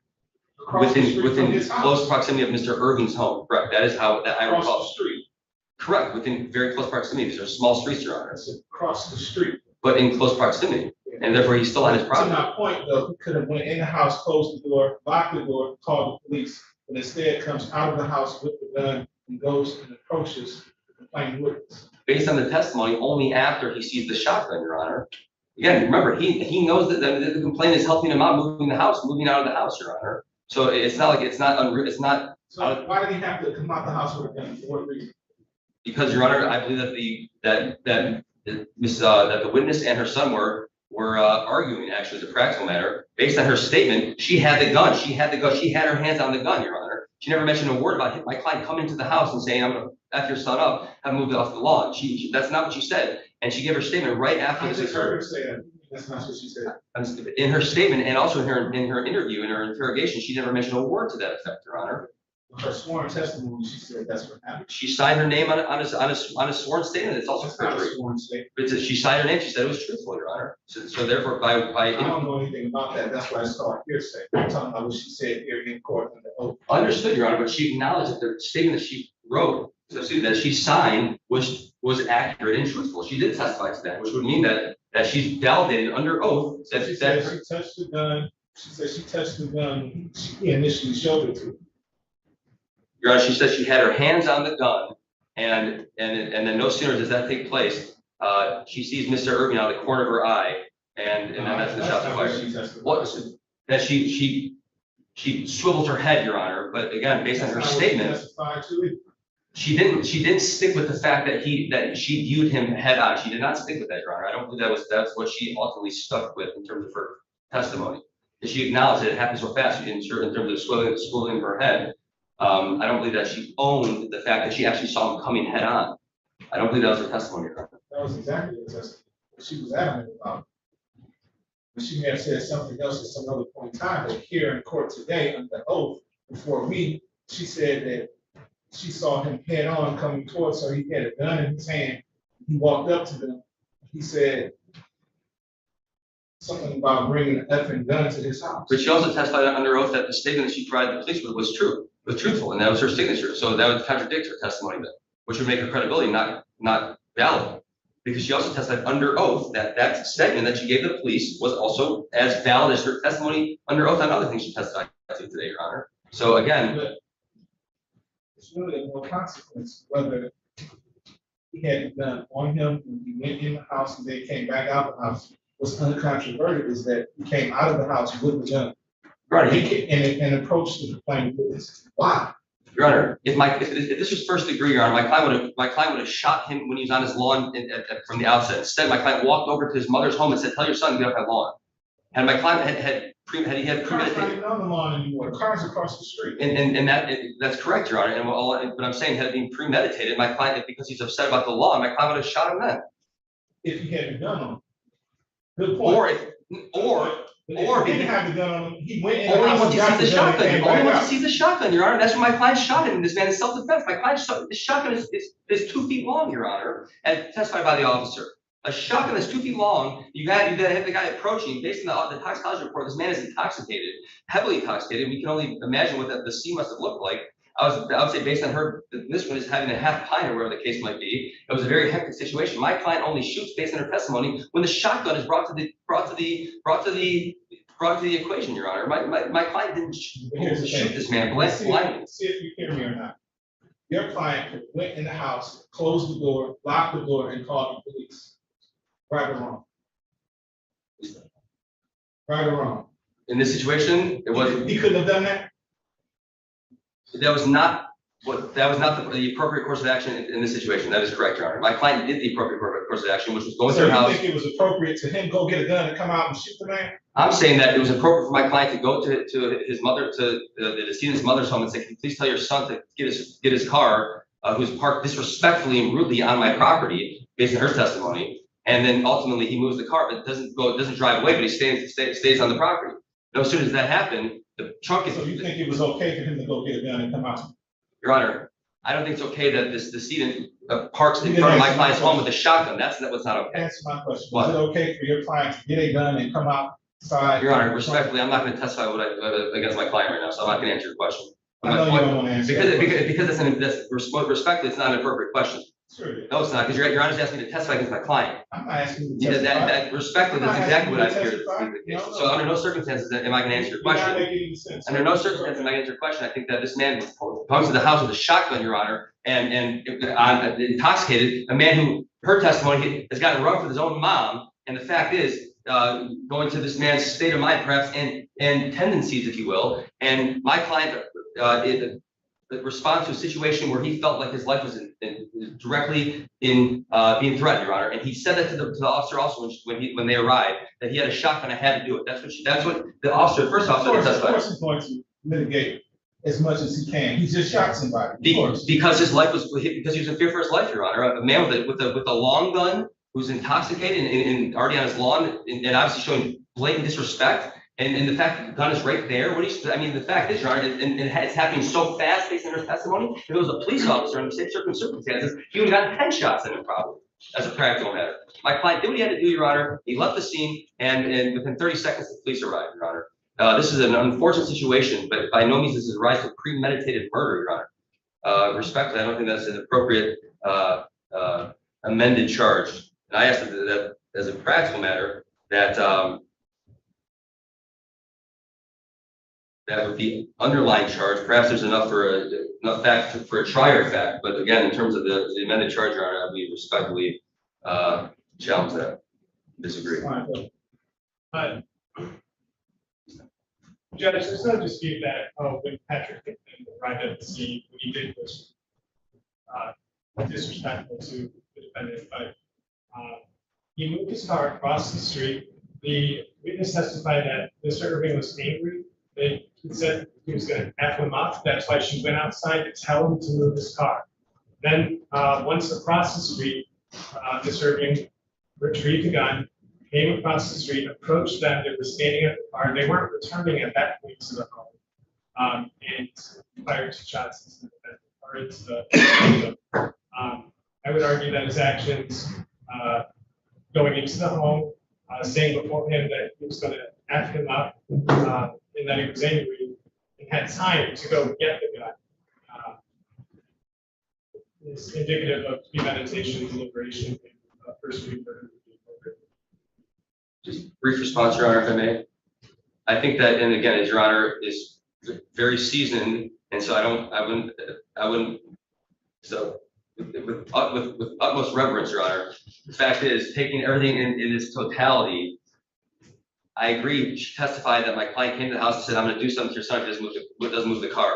The fact is, Your Honor, that's not what she said. When the information was fresh in her mind, she had 2 opportunities to say this to law enforcement, which she never did. And now, under oath, this is the first time she's actually making a statement.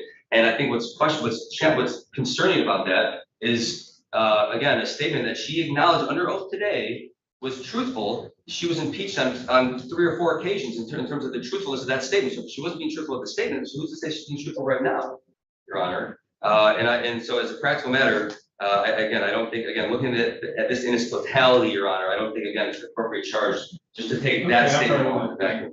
All right, so this woman's son was murdered right in front of her. Correct. So anything that she says at that point in time, I think we have to take it with a grain of salt. That I'm sure that she was emotional. I'm sure that this was traumatic.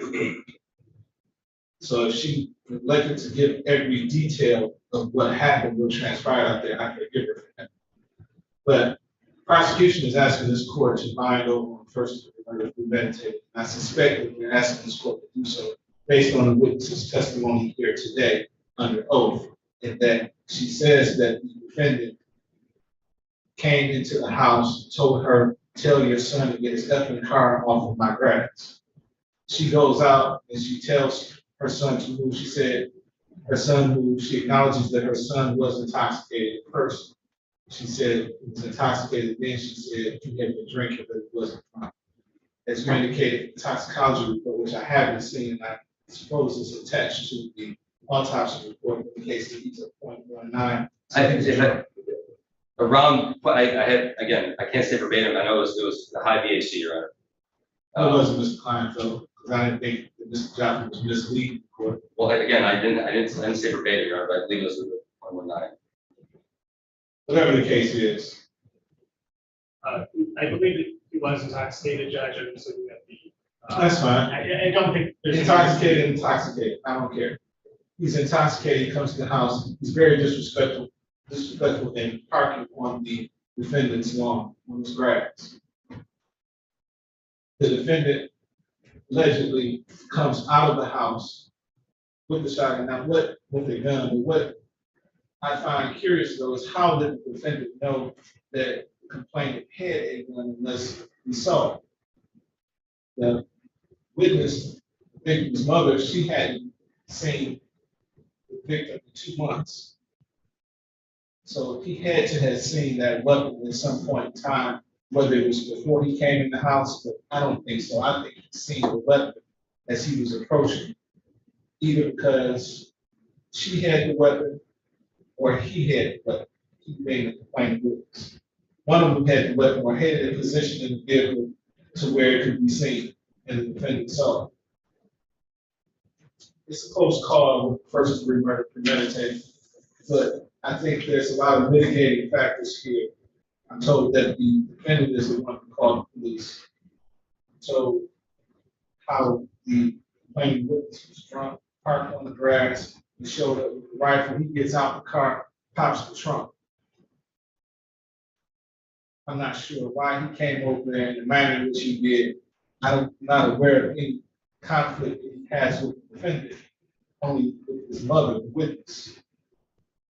He's up to no good for whatever reason. The court is satisfied, however, people haven't heard the probable cause as it relates to count 1 homicide, murder in the 2nd degree, and the felony firearms. The court will find over as such. People have met their burden of probable cause. This arraignment on the information date and time will be October 12th, 2023 at 9:00 a.m. Thank you, Judge. Second. I'll speak to the law.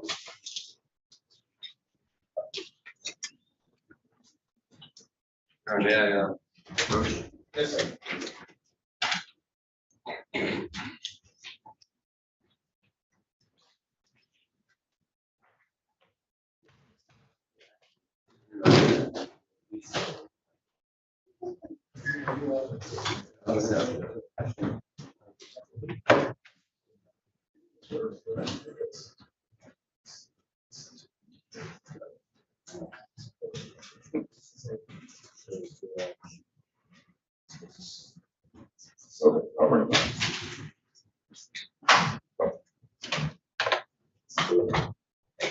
hard to get here. Did they call back and say anything? If they bring home, it needs to be fingerprinted.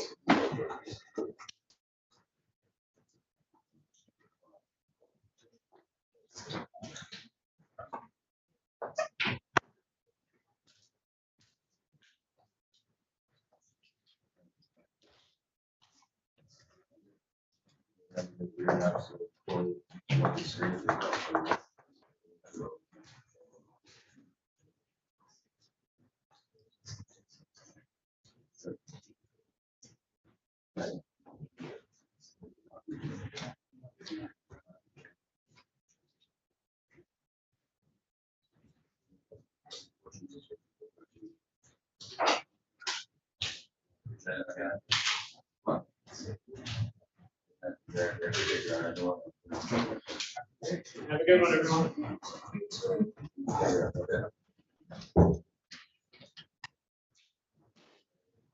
Thank you for everything. My secretary Sandra, was she driving you? She was driving you crazy, was she? You know, I wasn't here, so I saw the Okay. emails. Yeah, no, she's great. But you know, yeah. John, one last thing. Yes, sir.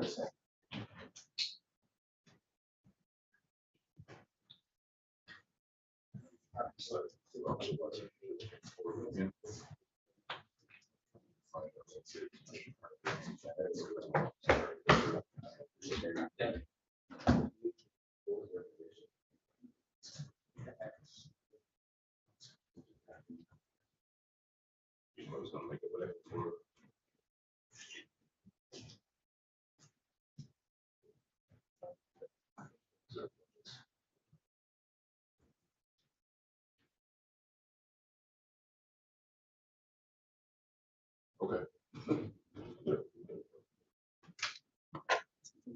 Yeah.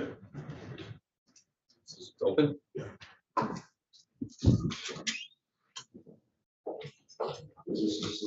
I was called the county jail back again about Carter. They said they don't know if he's gonna make it back in time for the exam.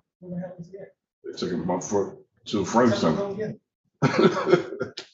I said, do you have no idea, or call anybody to see what time he's coming back? Yeah.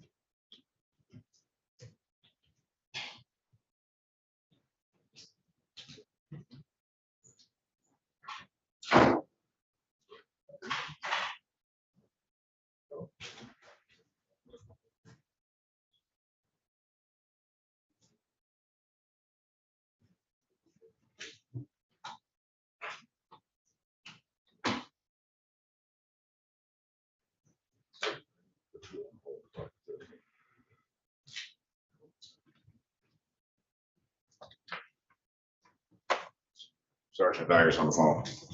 On hold.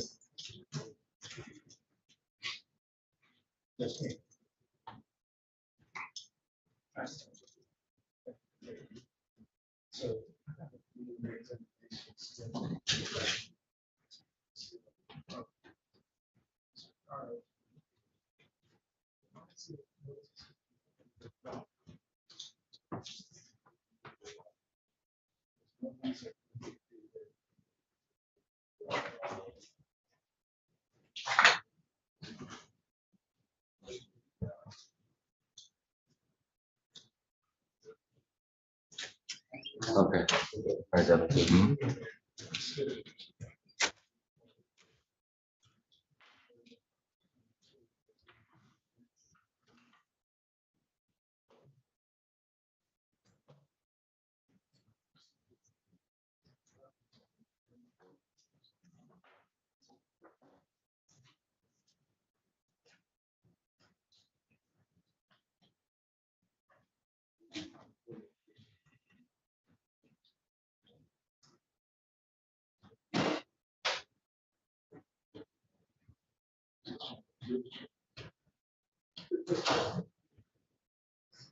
So the number here is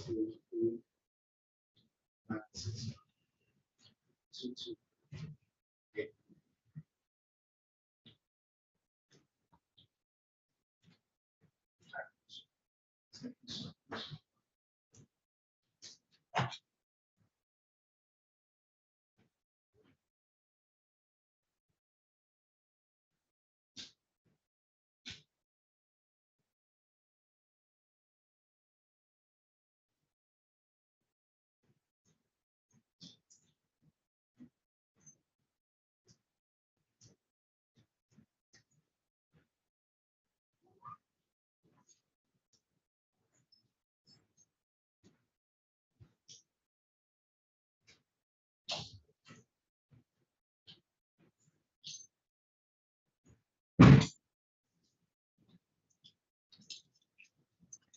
Down 130. Yes, sir. Okay. Thank you. All right, man.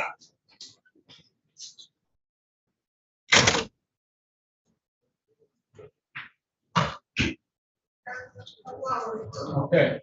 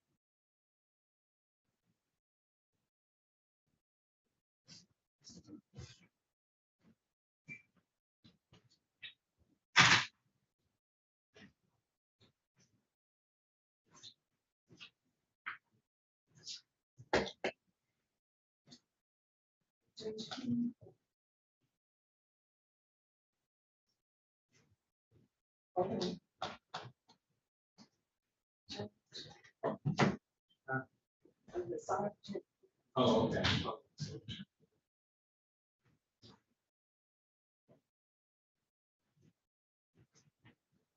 Judge King.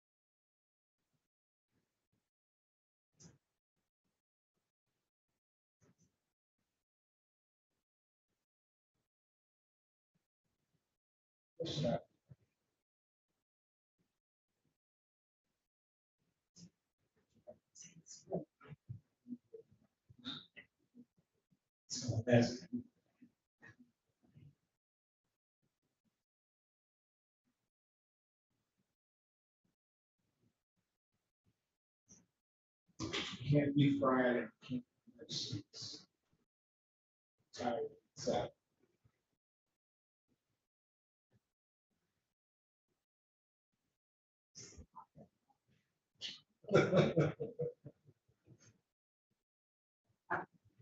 Okay, I have real sound after the.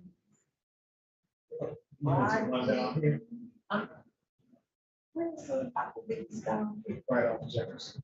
Jefferson, States. Open. When they get one down here? It's been there for a while. Really?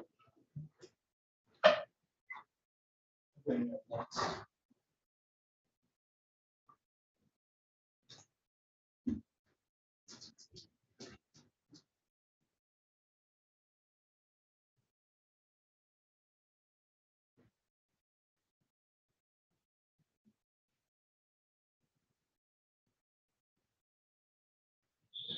Don't like, coconut salad, chicken salad. Alright, so. So he has an excellent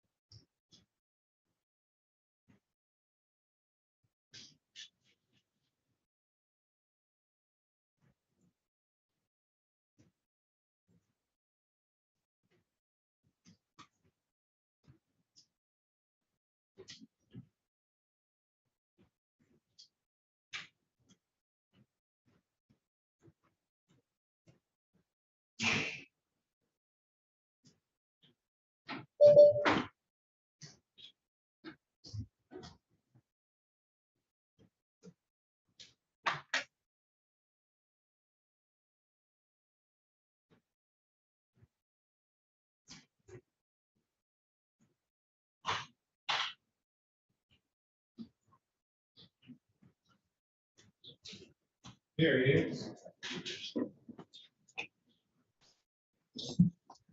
Mr. Sharp. Judge, got here as quick as I could. I appreciate it. Raise it up. Can I send this hop and move to? Sure. Just a matter I wanted to talk to you on with council. Okay. Out here. Yes.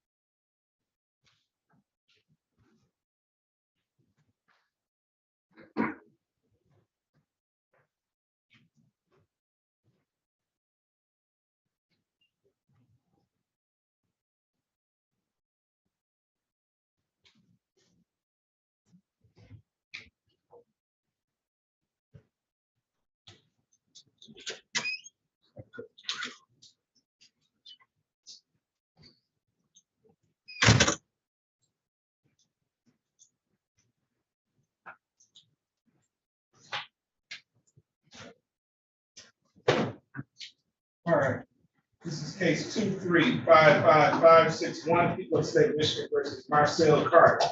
Defendant is charged with count one homicide, felony murder, juvenile offender.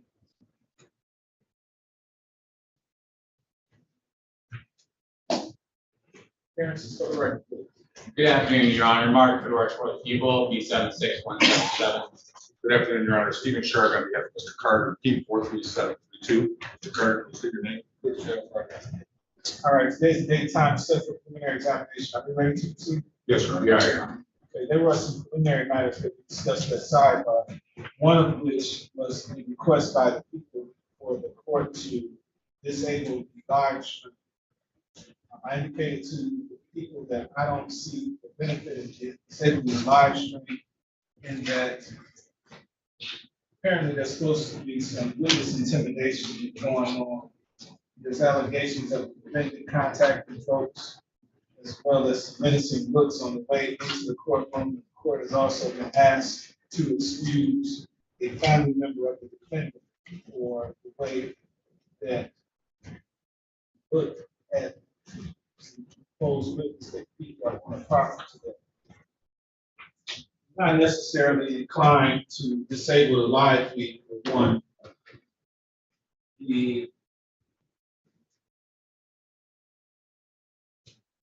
request to excuse that family member who allegedly looked at the witnesses that were coming in. My understanding is no words were spoken. There was nothing that was done, just the way that he looked.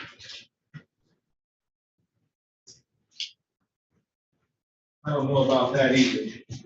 I thought it was unjustifiable way back when Pistons were playing, and I think it was Rasheed Wallace or Ben Wallace, one of them gave a look at someone who got tech just because of the way he looked.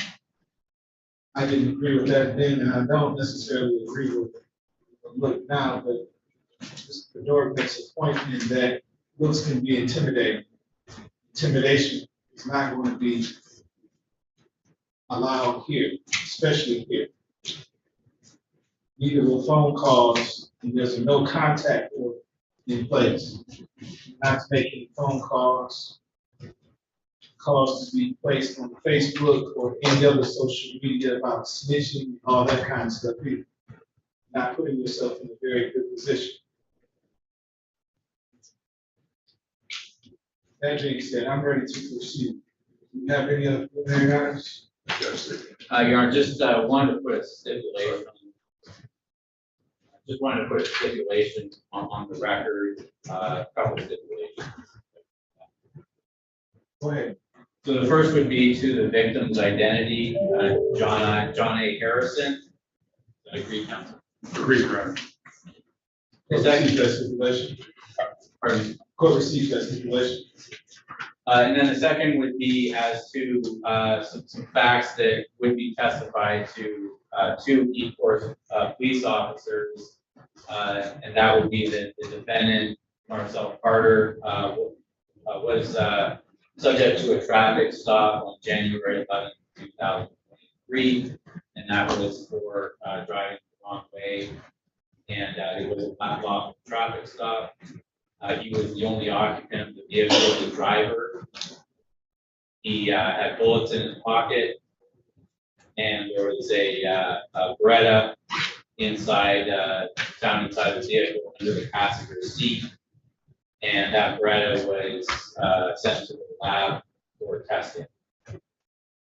So stipulate, for example, court receives that stipulation as well. Thank you.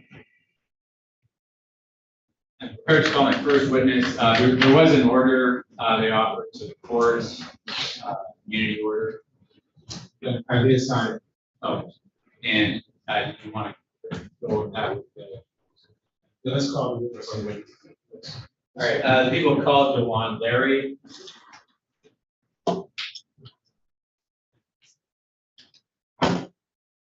That was use immunity, is that right? Pardon me? Was it use immunity? Correct.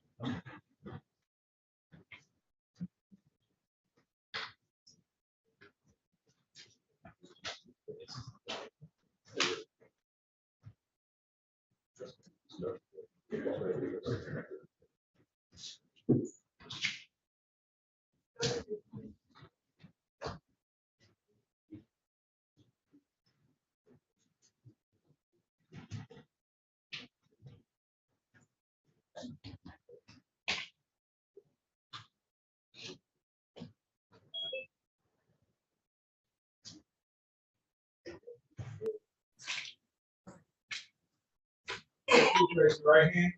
Do you swear or affirm to tell the truth, the whole truth, and nothing but the truth so help you God? All right. What's your name, sir? Juan what? You put your hand out. Mr. Larry, it's the court's understanding that you have been offered use immunity for your truthful testimony. Do you understand that? I can't hear you, sir. Okay, why don't you take the stand so I can have you talking to the microphone, okay?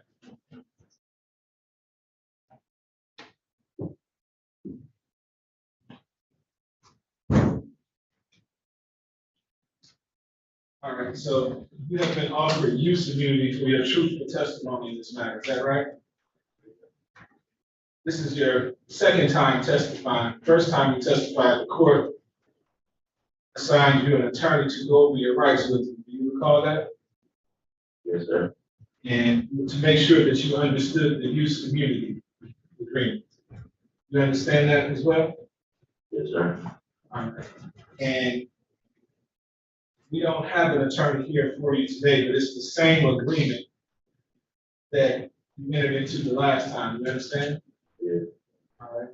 Are you prepared to go forth without the attorney being present? Okay. Thanks. All right, thank you, Your Honor. So Mr. Larry, I'm just gonna ask you a few questions, and if you could just focus in on me, just look at me, okay? Don't look at anybody else in the court, all right? Now, first thing is have you state your full name, spelling your first and last. Juan Larry, E-E-Z-U-A-N-L. Thank you, Mr. Larry. So now I'm just going to ask you about a few individuals here. So Janae Harrison, you knew Mr. Harrison? All right. You had been in his presence before, is that right? Okay. Speak to the microphone for us, sir. Yes. All right. Marcel Carter, you knew him? You know him? Yeah. Okay. And how long have you known Mr. Carter? Right. Since we lived. Since you were what? Since we lived. Middle? Yeah. All right. And Deshaun Miller, you know Mr. Miller? No. You've been in his presence before? Yeah. Now, with respect to Marcel, do you see him in the courtroom? Yeah. Okay. And if you can just identify him by an item of his clothing and where he is in the courtroom. Ready. White. Say green, he's wearing green? Yeah. Okay. And then he's beside defense counsel? Let the record reflect that Mr. Larry identified the defendant. So no. All right. Now I'm gonna refer you to the day in question that you're here to testify about. Now, at some point, Mr. Harrison passed away, is that right? You need to say yes or no. Speaking to the microphone, sir. Okay. And were you present when Mr. Harrison passed away? Yes. All right, now I'm gonna ask you about that day, okay? Now,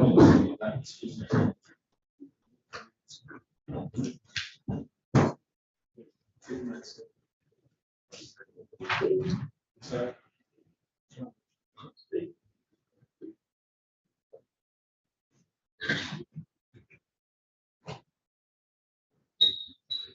I think you'll be all right. Go ahead and do the last one. Here. thank you, Mr. Larry. So what day was it, if you recall, that Mr. Harrison passed away? I don't remember that. All right, may I approach the witness, Your Honor? You may. Now, at some point, you wrote out a statement. I'm just gonna have you refer to that. And if you can just read lines 1 and 2 yourself. See what happened on So December go 8th. just read it to yourself.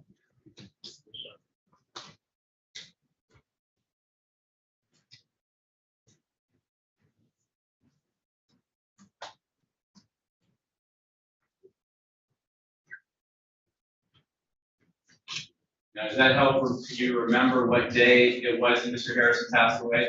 Yes, sir. What day was it? December 8th. Okay. Was that this year? Was that last year? Yes, sir. All right. Now, did you have contact with Mr. Carter or Mr. Miller on that day? Okay. When did you first meet up with Mr. Carter? We went to the same school. Sir, I can't hear you. Please speak into the microphone. So we went to the same school. Okay. And after school, did you have contact with Mr. Carter? Yes, sir. All right. And what about Mr. Miller? Yeah. When did you first have contact with Mr. Miller? School. Okay. And what did you guys do? Went to the mall. And then how did you get to the mall? Friend. And who is the friend? Nah. And then when you say Nye, who is Nye You know. Janai Harrison? Yeah. Okay. Now, did you go from the mall directly from school? Yeah. And so what did Nye do to get you to the mall? Go to the mall. And then whose car was Nye driving? Yes, sir. And then and Nye was the driver? Yes. And you just say yes or no? Yes. And Carter and Miller were also in the car when you drove to the mall. Yeah. Now, do you recall the specific mall that you went to? No. No? No. Right, of course, okay. And if you can just read line 2 statement again, see if that refreshes you.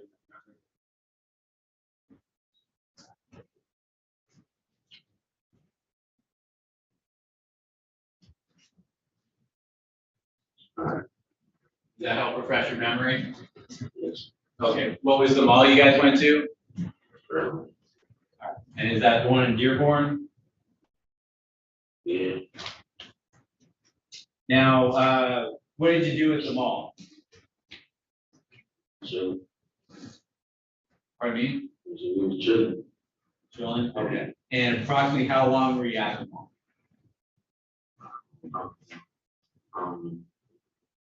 At some point you did leave the mall, is that right? When you left the mall, where did you guys go?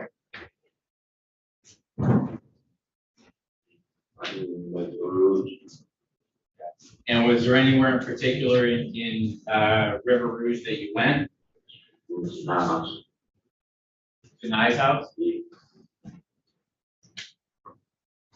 And and let me just clarify, who was with you at that point when you got to Nye's house?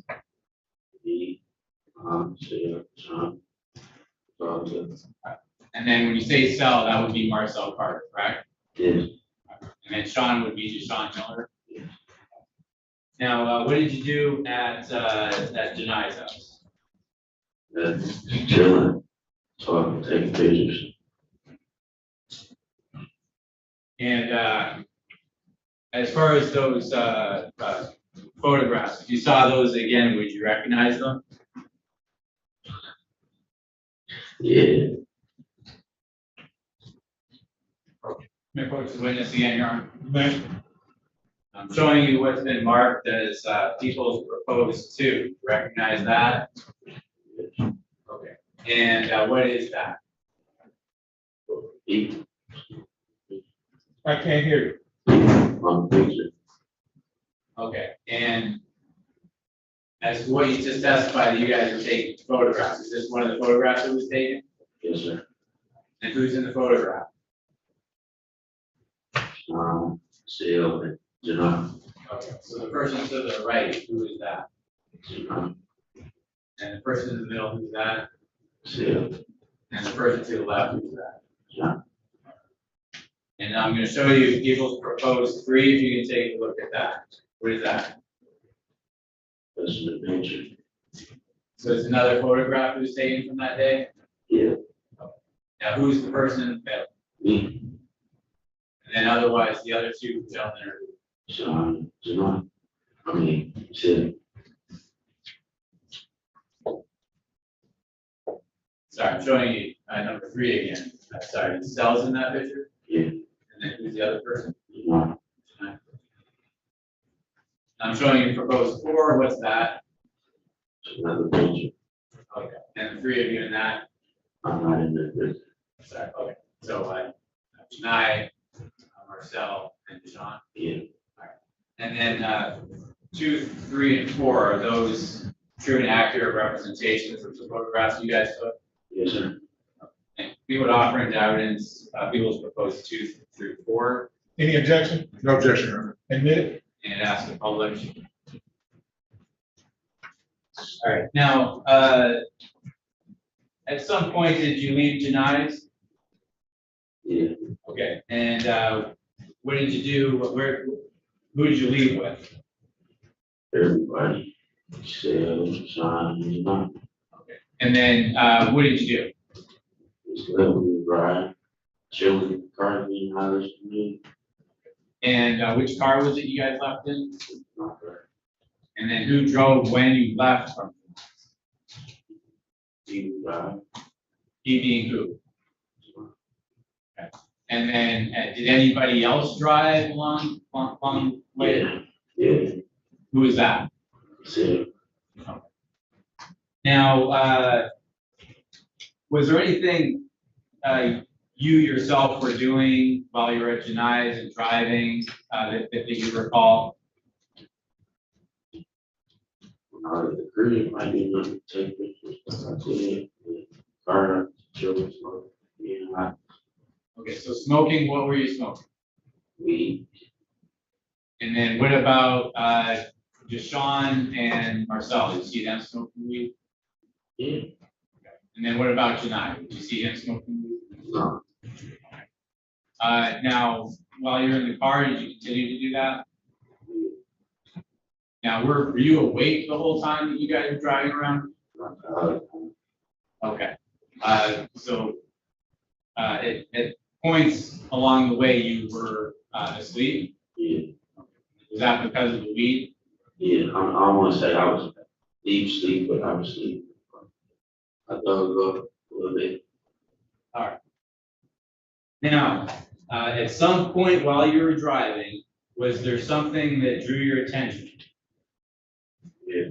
What was that? Gunshot. Okay. And at the time you heard gunshots, or just before that, what were you doing? I was on the back seat. High? Were you awake? You didn't answer out loud. I Were was you awake? dozed off the weed in the back seat. And so you woke up to the shots? Yeah. And how many shots did you hear? 3. Did you see anything while hearing the shots? Not really. Okay. After hearing the shots, did you see anything? Yeah. What was that? Somebody working gun to the side. Okay. Now, let me ask you this. Where was, so Mr. Carter was still driving the car? Yeah. Okay. And where was Janai in the car? Receipt. Driver, passenger seat. Okay, and then where were you in the car? Back seat behind. Behind Janai? Yeah. Okay. And then where was Miller? Left driver's side. Back seat. So he was to the left of you? Yeah. All right. Now, what part of the car did you see somebody lowering a gun? Left side. So do you know who that was who was lowering a gun? No. It was who? Deshaun.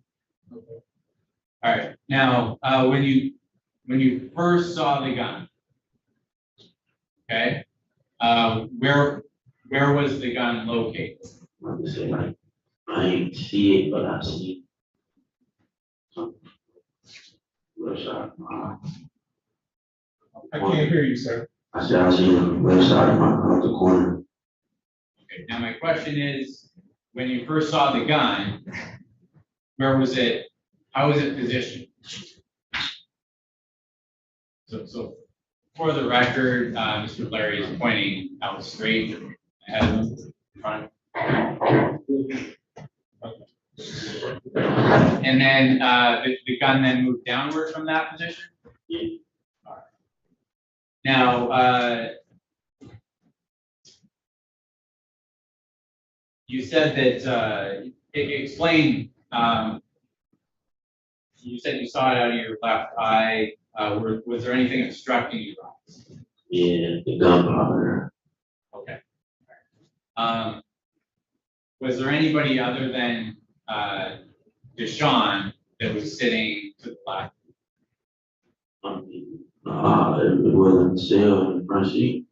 No one else was in the back seat, just you and Deshaun? Yes. Okay. Were you able to determine, or do you know what kind of gun it was that Deshaun was holding? No, sir. Did you see Deshaun with a gun that day? Not really. Not really. What does that mean? He had a gun all day. Is what I'm saying. Okay. Now you saw Deshaun lower a handgun. Is that correct? Yeah. All right. Either at that point in time or after, did you see what kind of gun that Sean had. Now, is it possible you just don't remember it this time?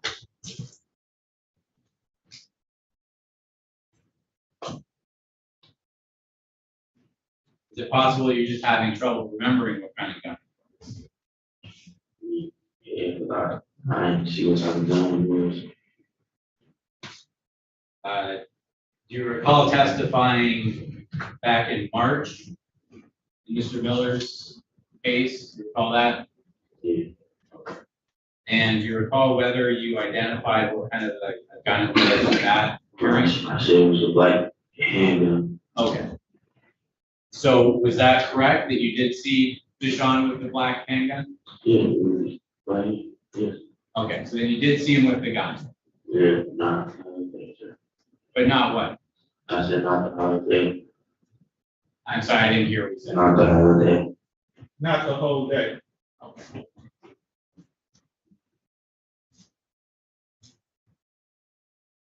Now, during this time, was the car moving?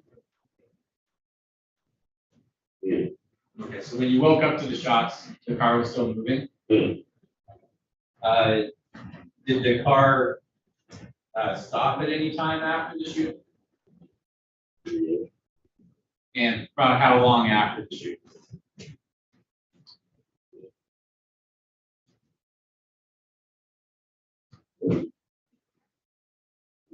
Say, I like 10 minutes after that, I guess. Okay. And so just after the shooting, did anybody say anything? Did you hear anybody in the car saying? Yeah. But what was that? I was being told to calm down, so Okay. Do you know who said that? yeah. Who said it? Marcel was on. And then, was there anything that the defendant Marcel said to you? He was told to calm down. That's it. Okay. Was anything said about the shooting?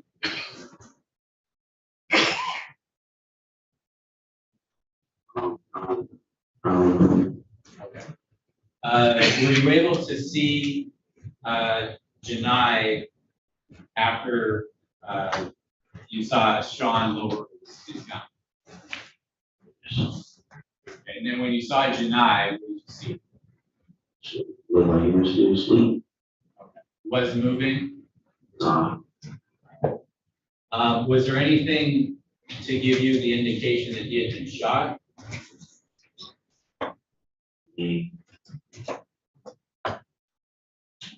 Yeah, but at the moment I didn't know he was shot. Okay. Did somebody say something to indicate to you that he had been shot? Yeah. Who was that? I can't quite remember.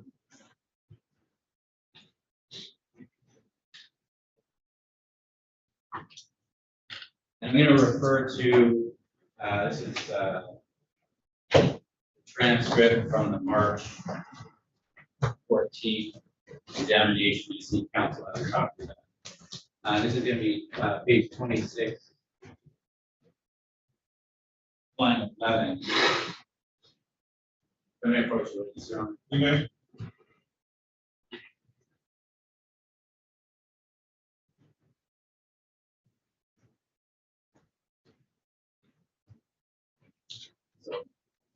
Mr. Larry, I'm going to have you go down to line 11. I'm just pointing to that right here. And then if you can just read from there, so just read to yourself.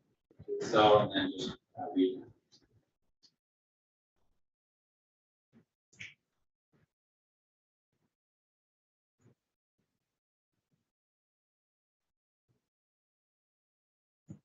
Okay, so does that help you refresh your memory? Yes. Okay, so what was it that Marcel said? He said he were we could do with the body.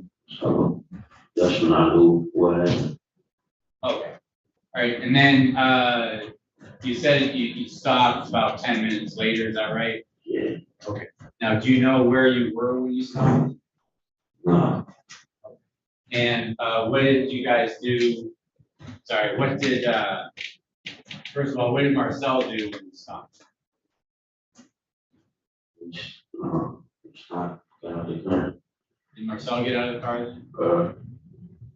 Is that yes? Yes. And then Deshaun, did he get out of the car? Yes. Did you also get out of the car? Yes. And then was there anything that Marcel said to you at that point?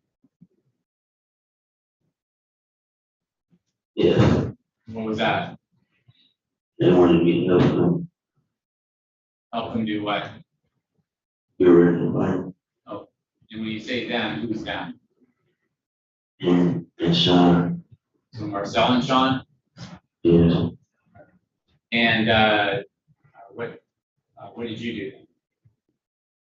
Proceed. Proceeded to do what? I proceeded to help. And so what did you guys do? So now, let me ask you this. Were any of you wearing anything on your hands at the time? Yes. What was that? Gloves. Okay. And then, so you said you're getting rid of him. So who was him? Deny. Deny? Is that right? Yeah. And so what did you do then? You all have gloves on. What did you guys do? Describe it. We just got him out of the car. Lifted him out of the car? And then you carry him somewhere? I don't know where area it was, but yeah. Okay. And then what did you do once? So you carried him somewhere, and then what did you do? Now, you don't remember specifically where you were at that time? No, sir.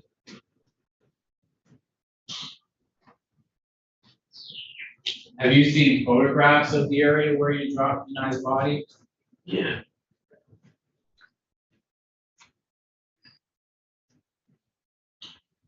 I'm going to show you now what are marked as people proposed 5 and 6. Let me show you first people proposed 5. You recognize that? Yeah. And what is it? Place. The place where you dropped Denai's body? Yeah. No, this is people's proposed exhibit 6. You see that? Yes. What is that? Same place. So that's another photograph of where you dropped Denai's body. Just try and keep your voice up. Okay, Mr. Larry? Now, did you want to help Marcel and Deshaun do this? No. Did they tell you you had to do it? My memory is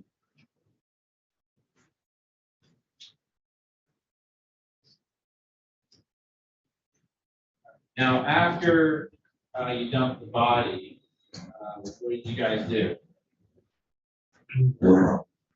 Pardon me? Yeah. And how did you leave? Go back in the car. And who was driving at this time? Same person. So. Now,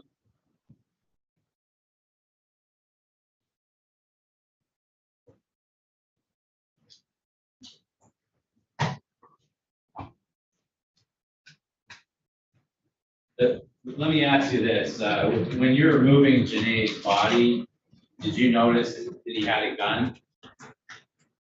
Did he have a gun on? No, he didn't have a gun on. No. All right. And so, skipping ahead now. So, where did you, Sean and Marcel, then go? We went to Rouge. Was there a particular place where you went? House. You know whose house that was? Yes. Whose house was it? No. And once you got there, what did Marcel do? Got out the car. What did Deshaun do? Got out the car. And what did you do? Got out the car. Okay. And then once you were all out of the car, what did you do? Tried to go to the house, but Wanted to go in, we left. And did somebody do something to try and go in? Tried to open the door, but the door was locked. And who did that? Yeah, me and Sean. Who actually tried to open the door? Yeah. And he was unable to open the door then? Yeah. And what did you guys do then? Left. And then where did you go after you left?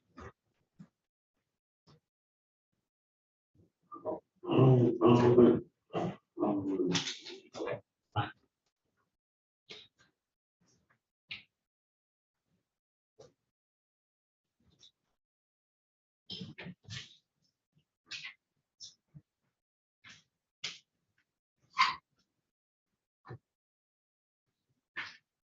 For the record, this is page 36, line 12 of the transcript.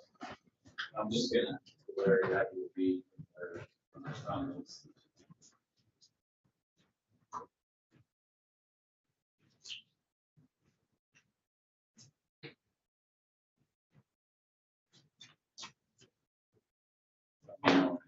Refreshing.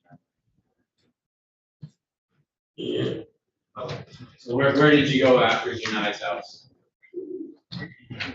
Just left. And then where did you go to? He was with gas station. Okay. And then at the gas station, was there anything you noticed Marcel doing at the gas station? Yeah. What did Marcel do? Throwing stuff out the car. Okay, what? Throwing things out the car. And then what about Deshaun? What was Deshaun doing there? Same thing. Okay. Was there anything in particular you remember that Deshaun removed from the car? Cases. From the shelves. Now, how long were you at the gas station? Do you remember? No. At some point, you did leave the gas station, is that right? Yes. And then where did you go after leaving the gas station? Drop sign off. Okay. Do you remember where you dropped them off? No. All right. Now, so at that point, it was just you and Marcel in the car then? Yes. Yes. Okay. And then did Marcel continue to drive around? Yeah.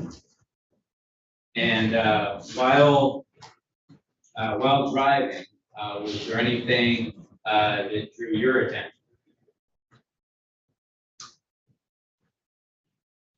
Yeah, when the shell caught my attention, it said police was behind us. And then did you see any police?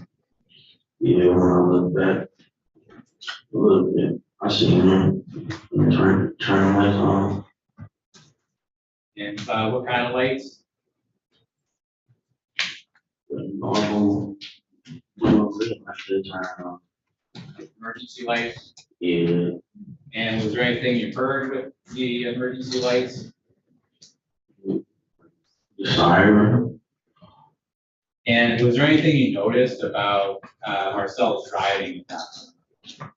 Yeah. What was that? It increased. He was going faster? Yeah. Did Marcel stop for the police? No. And at some point in time, did you lose sight of the police? Yeah. And what happened after that? In the midst of us getting away from them, we ended up getting into an accident. And then can you describe what happened in the accident? I don't really remember the accident. I just know we got hit getting onto a service drive. Spent out. And then you say a service drive, so that was to a freeway? Yeah. And do you know what freeway it was? No. Now, after did the car then come to a stop at some point after the collision? Yes. And then what did you do? Get out the car. And what did you do after that? I away from the car. Did you notice what Marcel was doing? He was with me. And, at any point, did either of you go back to the car? Yes. Who was that? Still. And, did you see Marcel again after he left you? Yes. And when he came back, did he have anything? Yeah, he had a bag in his hand. And you know what was in the bag? Sure. Do you remember what the car looked like? Yes. Do you know what kind of car it was? Yes. What kind of car was it? It was like tourist. That's the car that you guys were in, a tour? Yes, sir. I think so. I'm gonna show you, people's proposed 7, if you take a look at that. You recognize that? Yes. What is it? In front of the car. That's the Taurus that Janai and Marcel had driven. Sure. And then, people's proposed 8, you can take a look at that. What is that? Side of the car. And then proposed 9, you take a look at that. This is the right side of the car. Backseat. And then, proposed 10, what's that? The front seat, right side. Passenger seat. Yeah. And all of these photos, people propose 7, 8, 9, and 10. Those are all of Janai's Taurus. Yeah. Those Yes. are true and accurate representations of what the car looked like after. Yes. We would offer into evidence 7, 8, 9, and 10. Any objection? No, Your Honor. Admitted. And move to publish.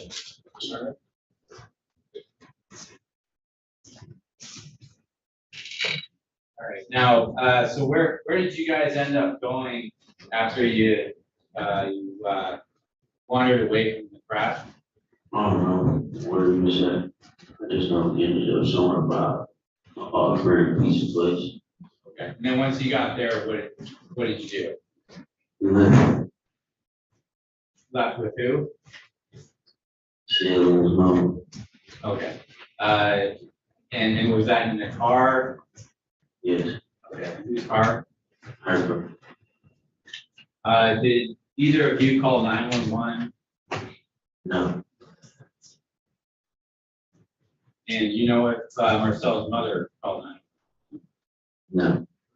No, she didn't? I don't know. You don't know? Okay. No. Now,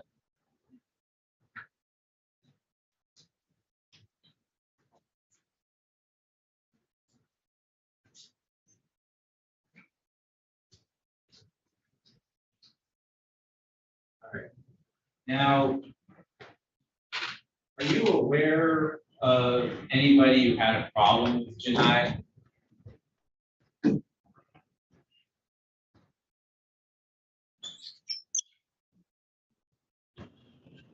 Kind of. Who was it that had a problem? Somebody named Don. And what was exactly the problem or what you know?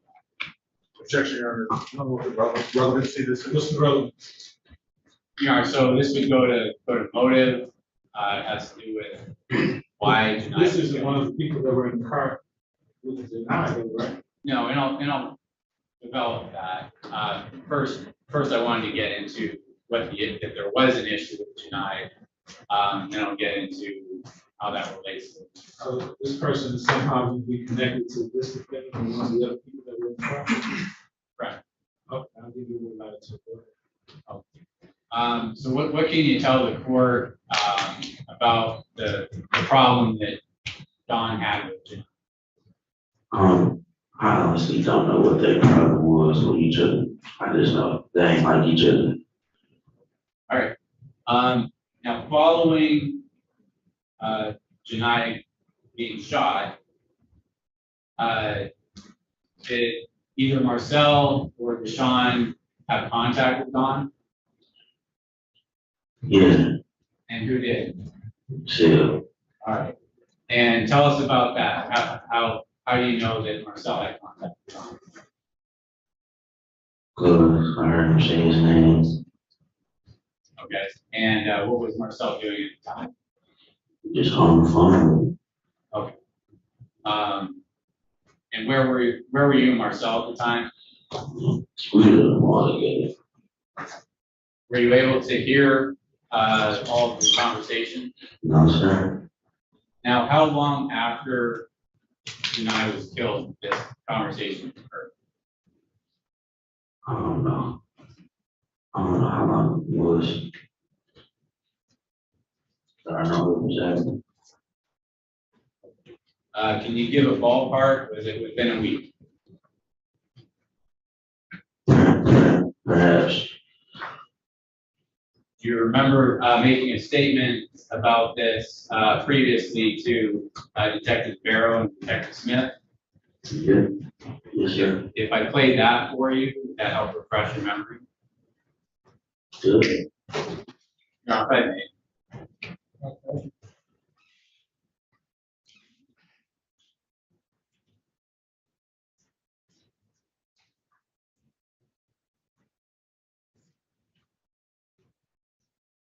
While you're setting that up, let me change course just one minute. Mr. Cooper.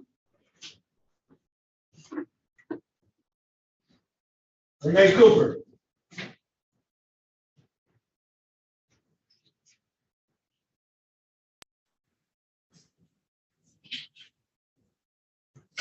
Hi, Judge. Hey, what can I do for you? Well, I think we're going to have to come in the morning because I don't know if Mr. Avant is still in the waiting room. He capiased 2 days ago, and he called me and said, you know, I remember you saying, keep looking, or I said, I'll keep looking. Well, he finally called this afternoon, and I said, let's go in to see if the judge is actually on the bench. But you're clearly very busy.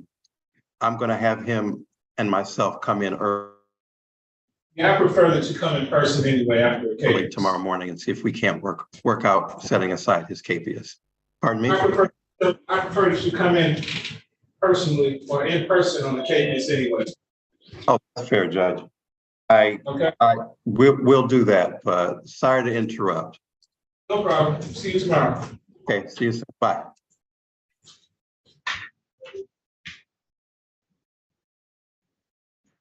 Take it back on the record when people versus Carter.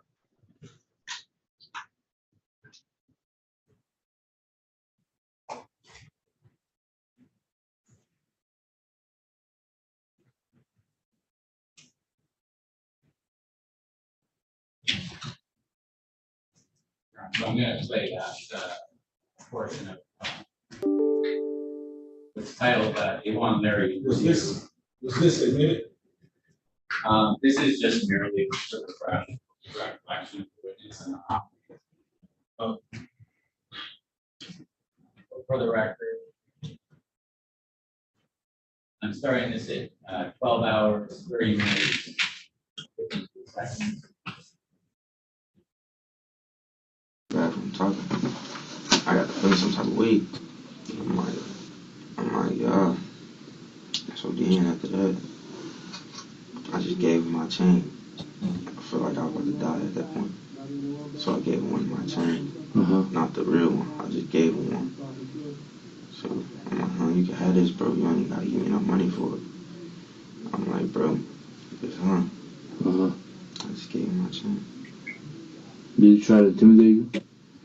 Nah. It was just, he had a gun. And I was just thinking about a lot.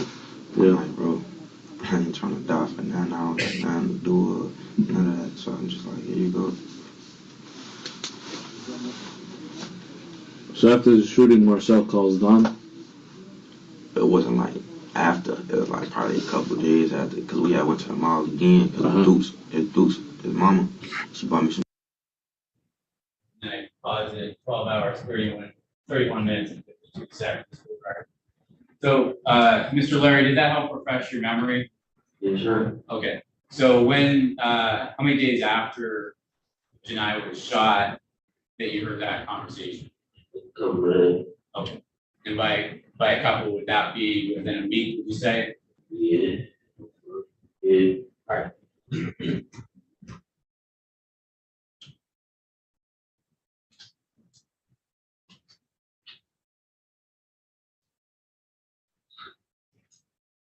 Now, just before I wrap this up, Mr. Larry.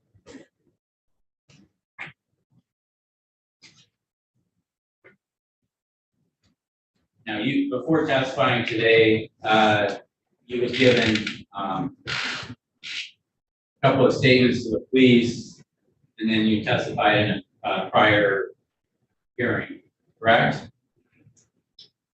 Yes, sir. Now, do you have complete 100% recollection of everything you've said about this case in the past? What do you mean by that? Do you remember every single detail of what you've said about this case in the past? A little bit. Let me ask you this. So the first time you talked to police, right? Did you give them the whole story as far as what you saw and what happened? No, sir. Okay. Now, as far as mentioning that you saw Deshaun lower his gun, do you remember saying that to the police at that time? Okay. But you told the police at that time that you did hear the shots, correct? Yes, sir. Okay. That first time you talked to the police, did you tell them that you helped move the body?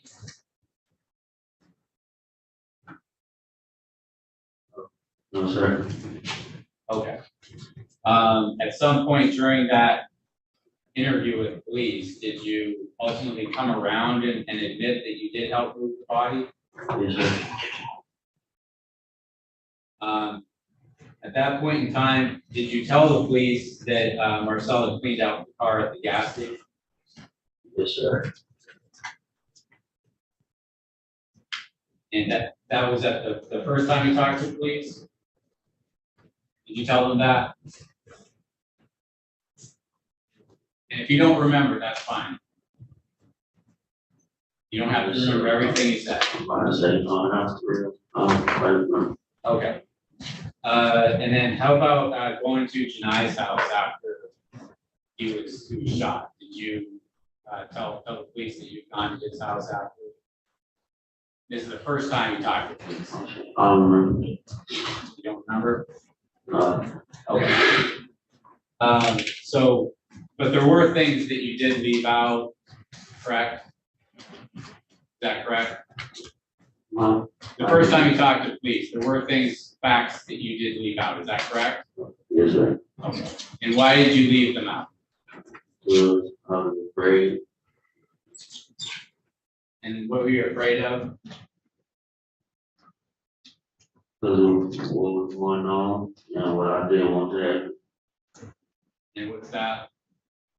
For me to get locked up or for them to get locked up. Okay. Was there anything else that you were worried about? Me dying, but other than that, no. You said Don? Me dying, but other than that, no. You dying?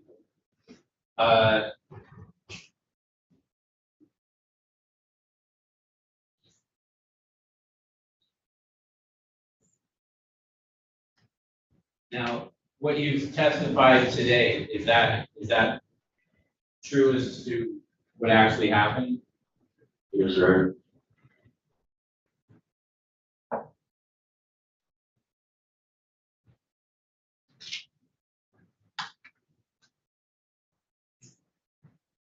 I just want to make sure, did I offer people's 5 and 6?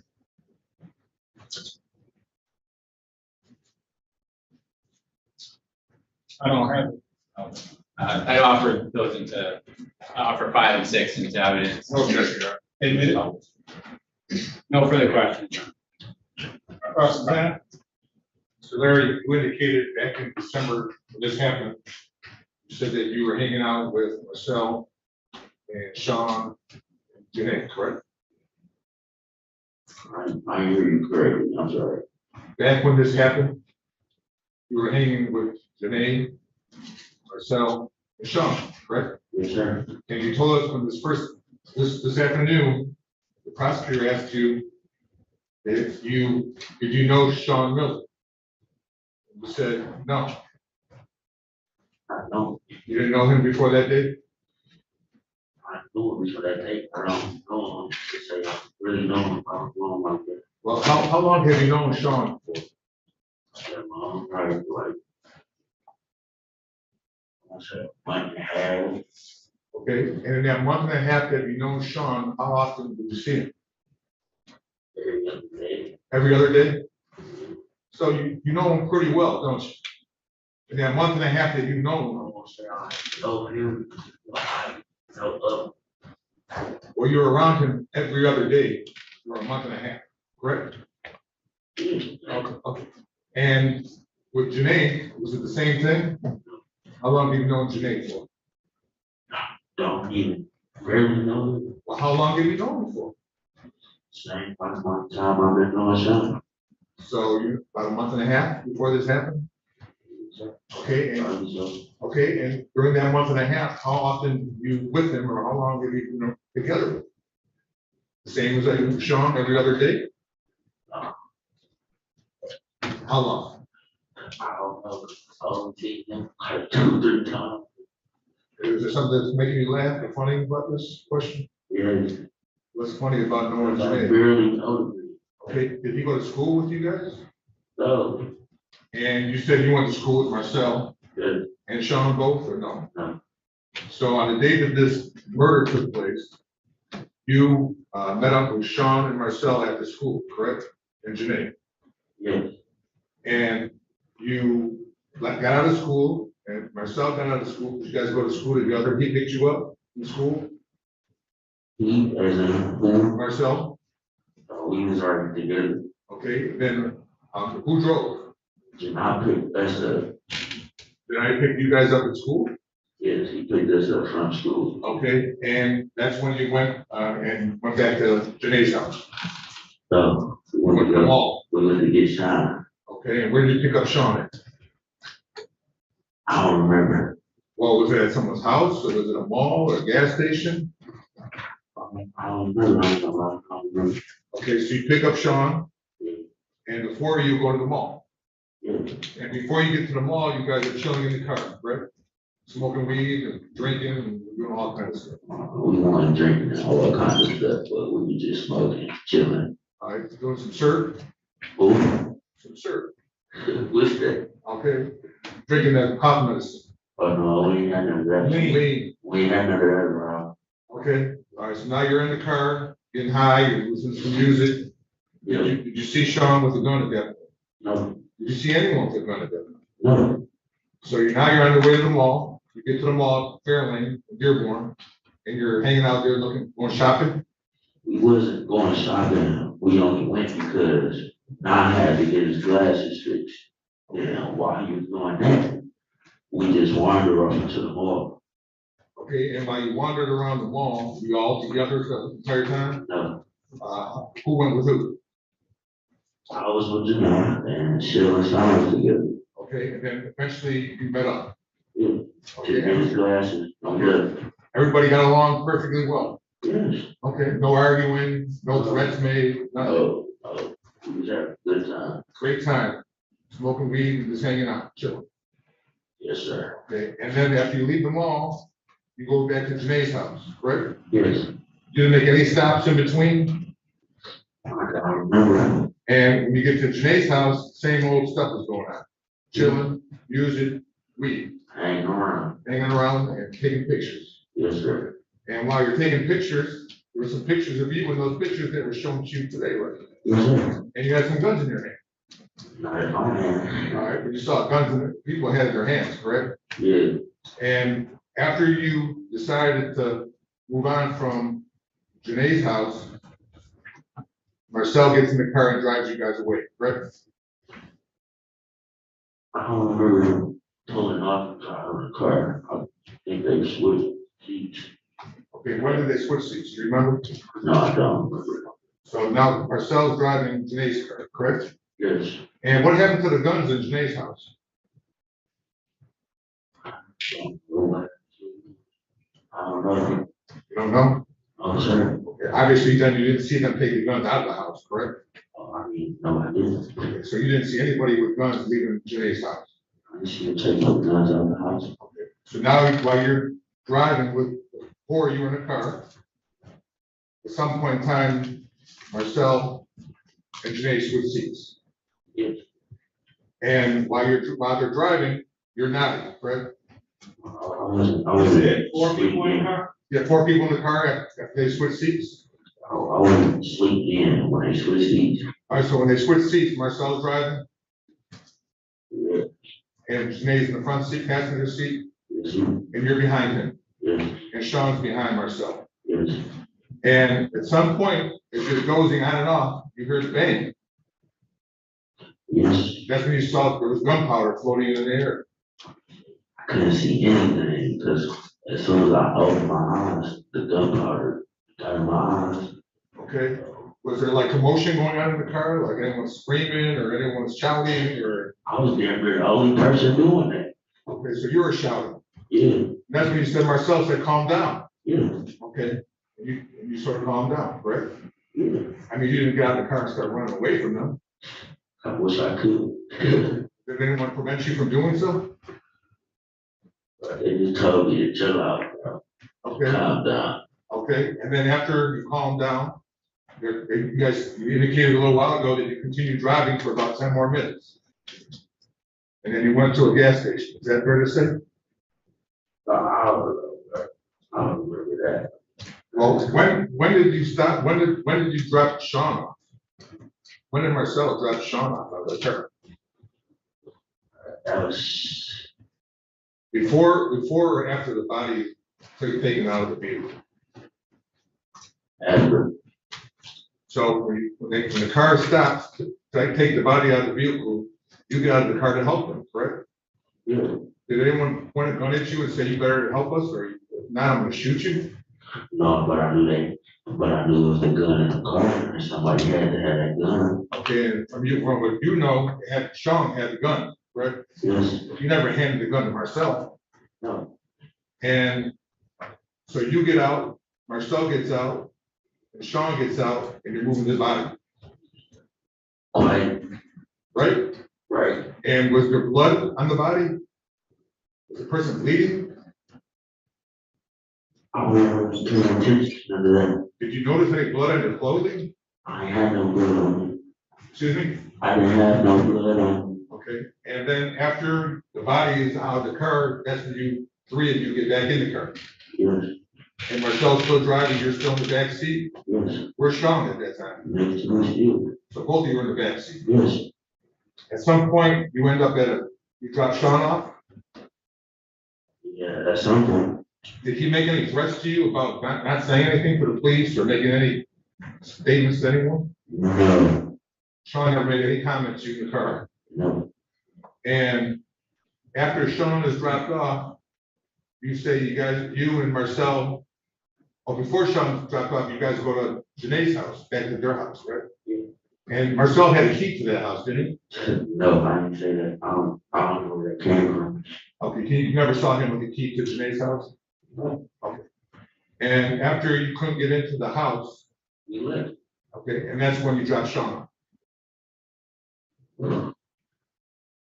After we got rid of the stuff that was in the car, then we dropped him off. Okay. And then you and Marcel are together, right? Yes. And you indicated you and Marcel have known each other forever, pretty much since your babies, pretty much, right? Basically. And in fact, you spent a lot of time at your home, at his house with his mom, right? Yeah.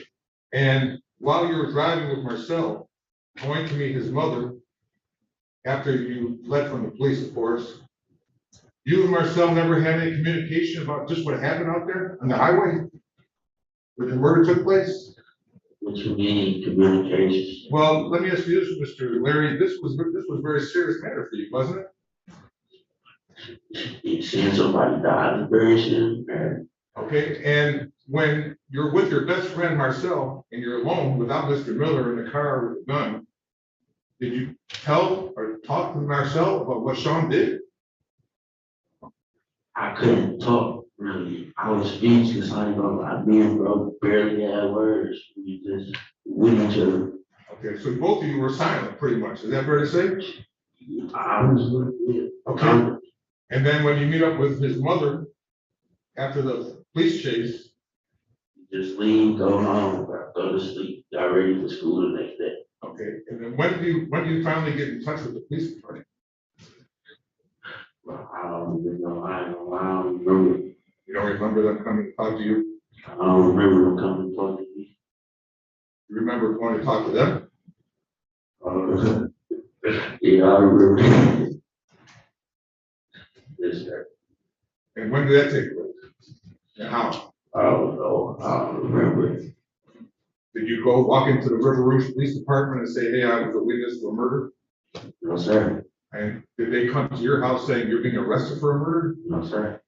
So how did you meet up with the police department to let them know what happened? So this, They called my mama. Like they already knew what happened. and that's when you came down to the police station? Listen, I come down to the police station. I was in Atlanta. Judge Hammond. Can you redirect? Sorry, just one second.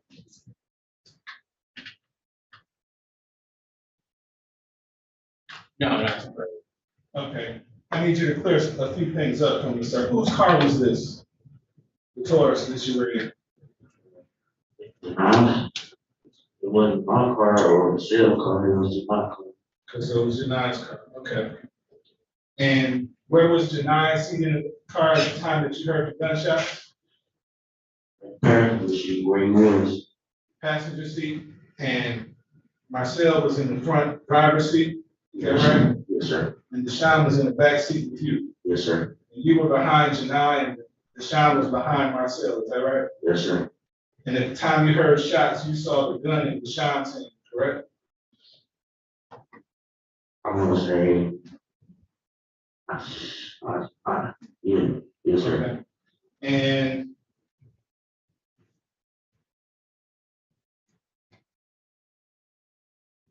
was there any plan to rob or kill Janai? No, sir. Not that I know of. No, sir. And you never asked why this happened? No. No. You mentioned something about Marcel having a bag. What kind of bag? When did he have this bag that you were talking about? That was after the accident. Okay, so after the car crash, did you see where Marcel got the bag from? Oh, I didn't see where he got it from. You know whose bag it was? No, I don't know who bag it was. Describe the bag. I can't really describe the bag. I don't remember what color it was. I just know it was a bag. You don't know what color it was either? No, sir. I don't remember what color it was.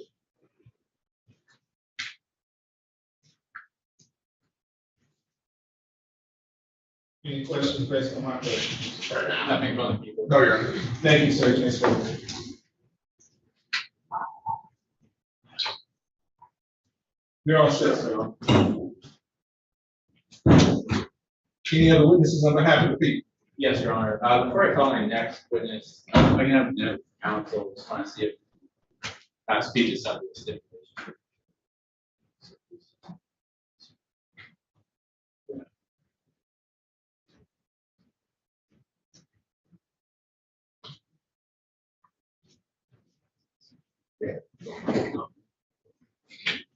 So just another stipulation to avoid us calling an officer.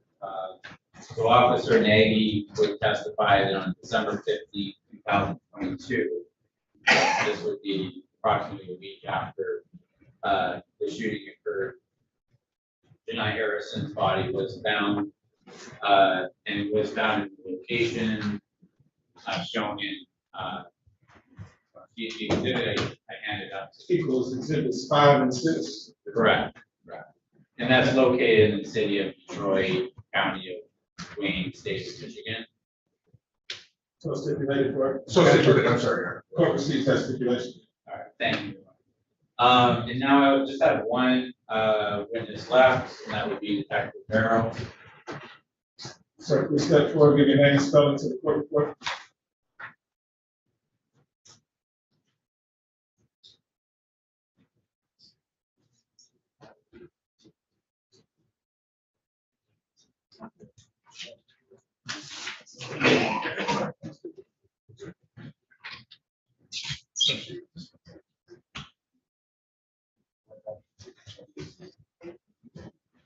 Please raise your right hand. You swear or affirm to tell the truth, the whole truth, and nothing but the truth, so help you God? Yes. Thank you, sir. Please have a seat in this box. May begin when you're ready.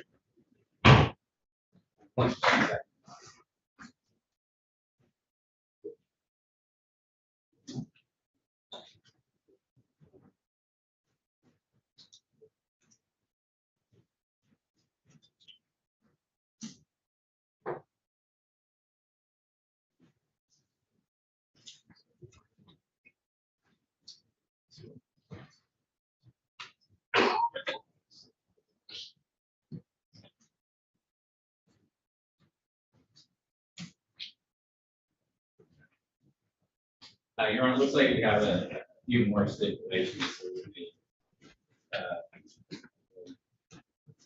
Detective Barrow. So, first,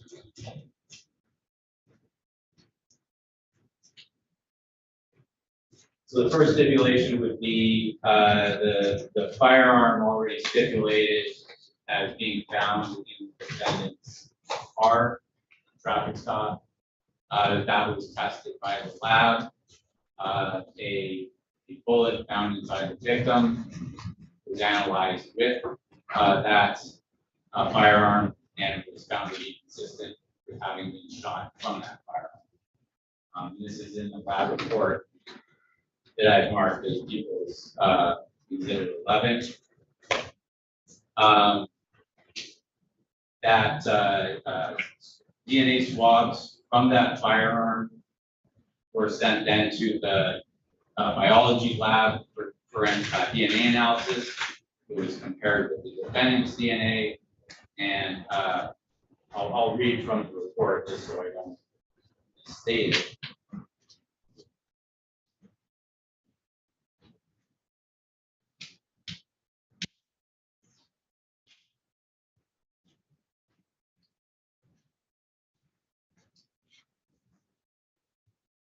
So if the gun was found on the defendant's person, would his DNA be on it anyway?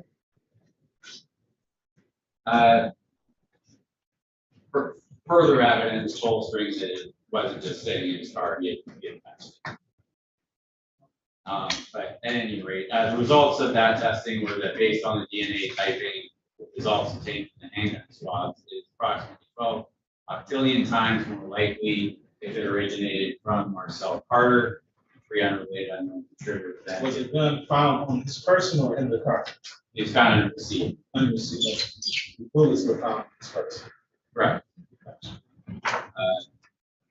And 3 unrelated unknown contributors, then if it originated from 4 unrelated unknown contributors. So I believe the defense stipulates to that report. Additionally, a search of Mr. Carter's home revealed a Rolex watch and a gold chain. And again, the DNA analysis indicates that evidence of Mr. Harrison's DNA with those items and the defendant's DNA with items. I'll just leave it at that. So we would stipulate those facts as well as the admission of People's Exhibit 11 and 12. We defense would stipulate that.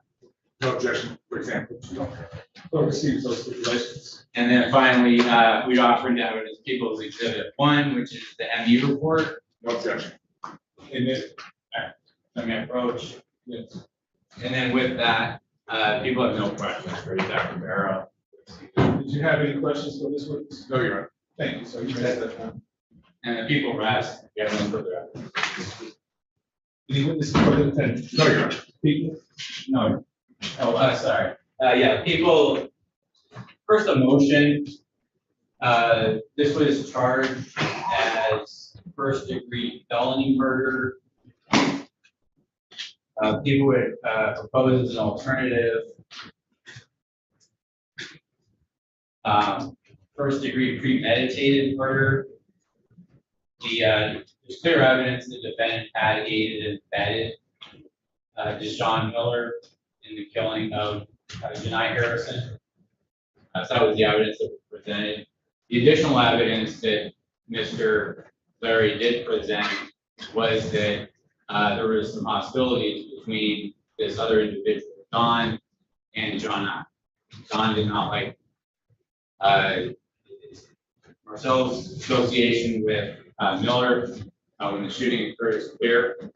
And then 2 days after, what Mr. Larry described as a couple of days after, Marcel was then talking to John. By inference, that would indicate some kind of plan, some kind of hit that was put on Harrison. That the defendant. The problem with that is that the witness was not able to tell us anything about what was said between the parties. In fact, all he said was that the defendant said his name, and that's how he knew he was talking. Understood, Your Honor. People still believe there is an inference that would survive the probable cause analysis. Submit that.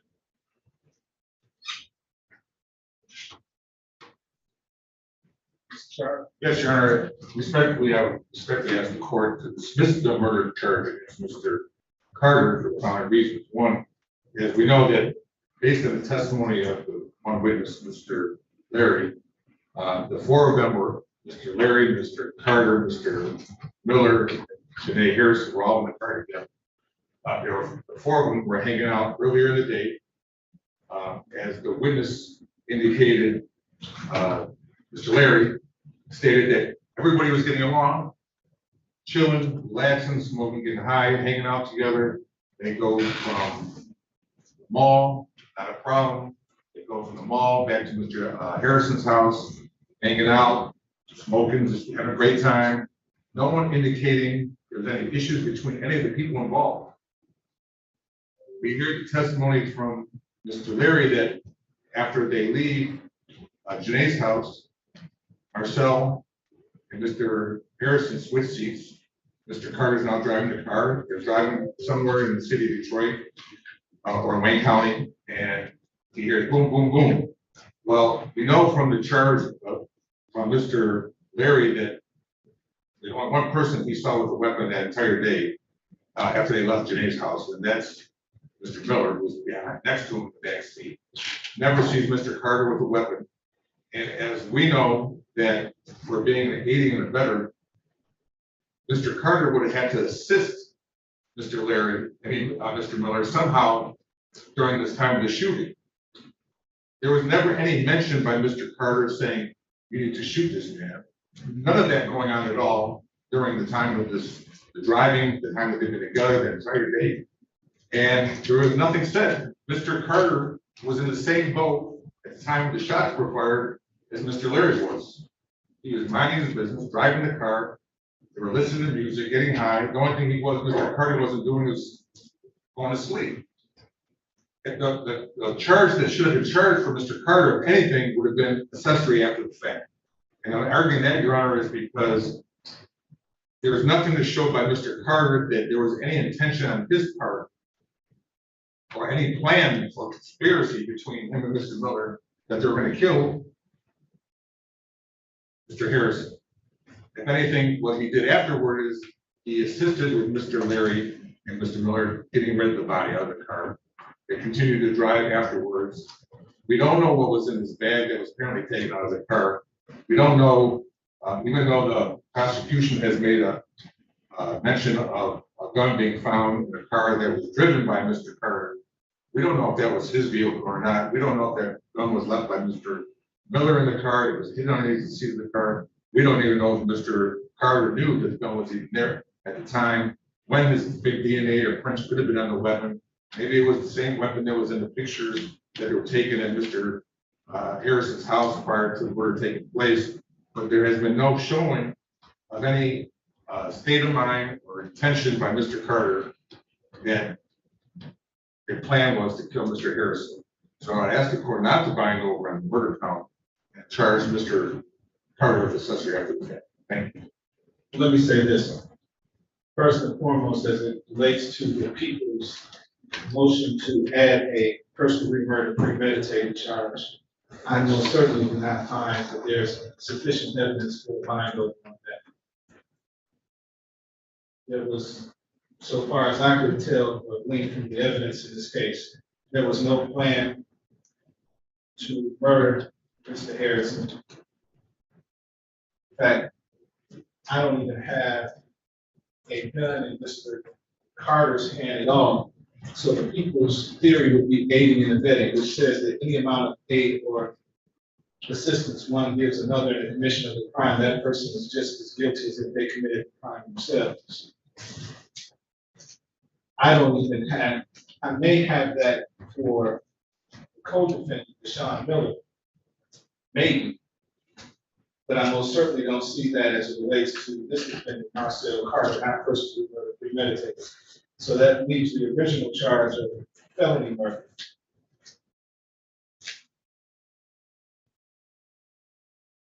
And all the evidence I've heard talks about what Marcel Carter did after the fact, after the murder, how he assisted Deshaun Miller in dumping the body. He may have even taken the gun and hid the gun in the car, the bullets in his pocket, that type of thing. All of that was after the fact. There's been no evidence on this record to support Marcel Carter doing anything to, and I don't even know, quite frankly, if the whole issue behind this was to commit a larceny or a robbery. I just don't have any evidence to support that. There's more than ample evidence to support accessory after the fact, because that's exactly what the defendant did. He assisted in dumping the body, and like Mr. Shard said, he sits in no different position than the witness that was called here, Mr. Laird. They both were responsible for the actions that they took, which was after the murder itself. According to Mr. Larry, he was asleep when the shots were fired. He was awakened by that. He was hysterical. Allegedly, Mr. Carter is telling him to calm down. They assist in dumping the body. They go back to the house. I don't know for what purpose they go back to the house, but they go back to Mr. Harrison's house and try to get in. They don't break in. They try to get in. They can't get in, and they leave. What else do I have? I have Mr. Carter allegedly, after getting in an accident, leaving with the bag. I don't know whose bag it is. I don't know what's in the bag. For all I know, it could have been his own bag. I have no idea. There is something that has to be contended with, though. There was some testimony that was stipulated to that Mr. Harrison's personal property was found at the home of the defendant. I think I heard a Rolex watch and some other kind of jewelry or something like that. I also hear that the defendant, I'm sorry, that was his relationship with the witness. But I'm not sure under what circumstances that jury ended up there either, or if this was still part of covering up the initial crime, which was the murder itself. There's very scant evidence in this record to support the charge of felony murder. As I indicated, there is, however, evidence to bind this defendant over on accessory after the fact. He's not charged with felony crime. So the court finds insufficient evidence to bind over on the felony murder. However, I do find that this defendant is an accessory after the fact to a murder. As such, the defendant will be bound over to Wayne County Third Circuit Court on the accessory after the fact to the murder. His arraignment on the information, date and time will be October 12th, 2023 at 9:00 a.m. File will be continued. Thank you very much, Your Honor. Appreciate it. Thank you.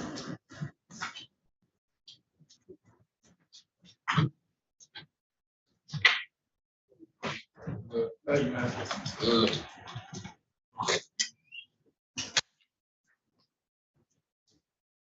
Hang on a second.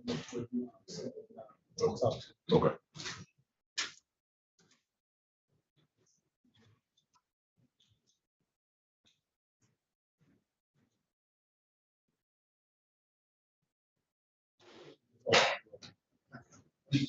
I talk to him. Okay, now, Yes. with the lawyer.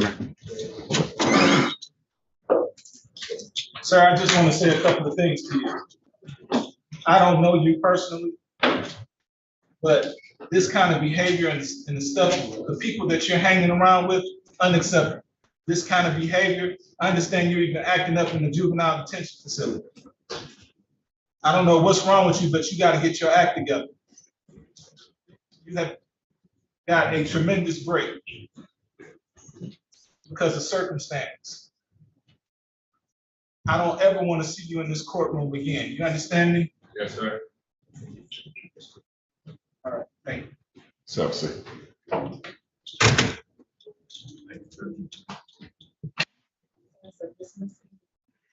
Dismissal as count one or remanded count one to accessory. Do you have a statute for that accessory after the fact for murder? Yeah. We just amended the next thing. It was reduced. Yes. It's being reduced. 755. I wrote down the tax code 750.505. 750.505. I think it's dash B. Dash B.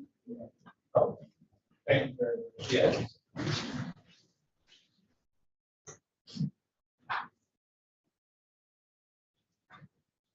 Thank you. Okay, thank you. Have a good day. Yeah.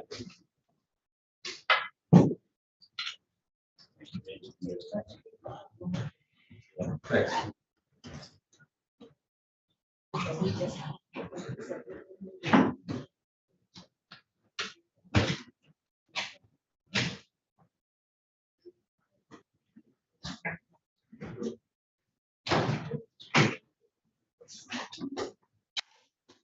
Yeah. You need a copy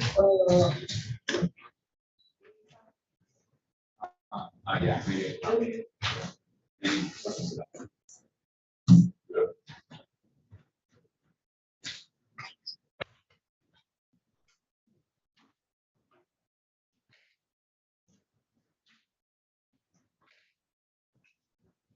Yes. Yeah. Yes. Yeah.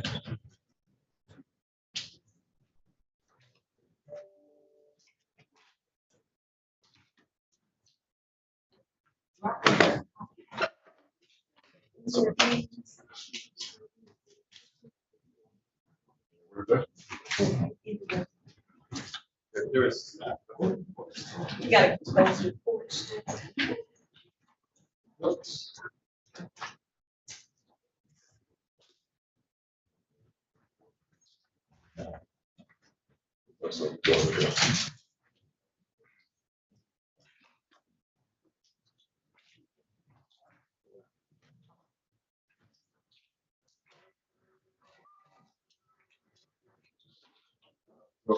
Thank you, too.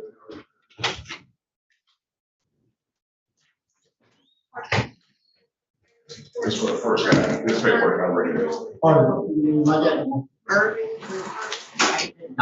Yeah. I'll bring the paperwork down myself. Okay, Yeah. sounds good. Okay.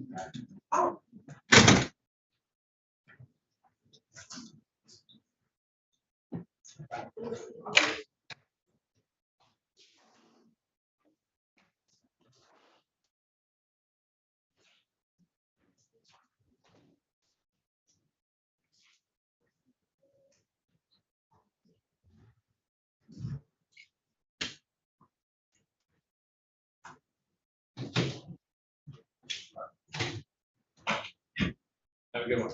Thank you, you too, Mr. Fedora. Take care.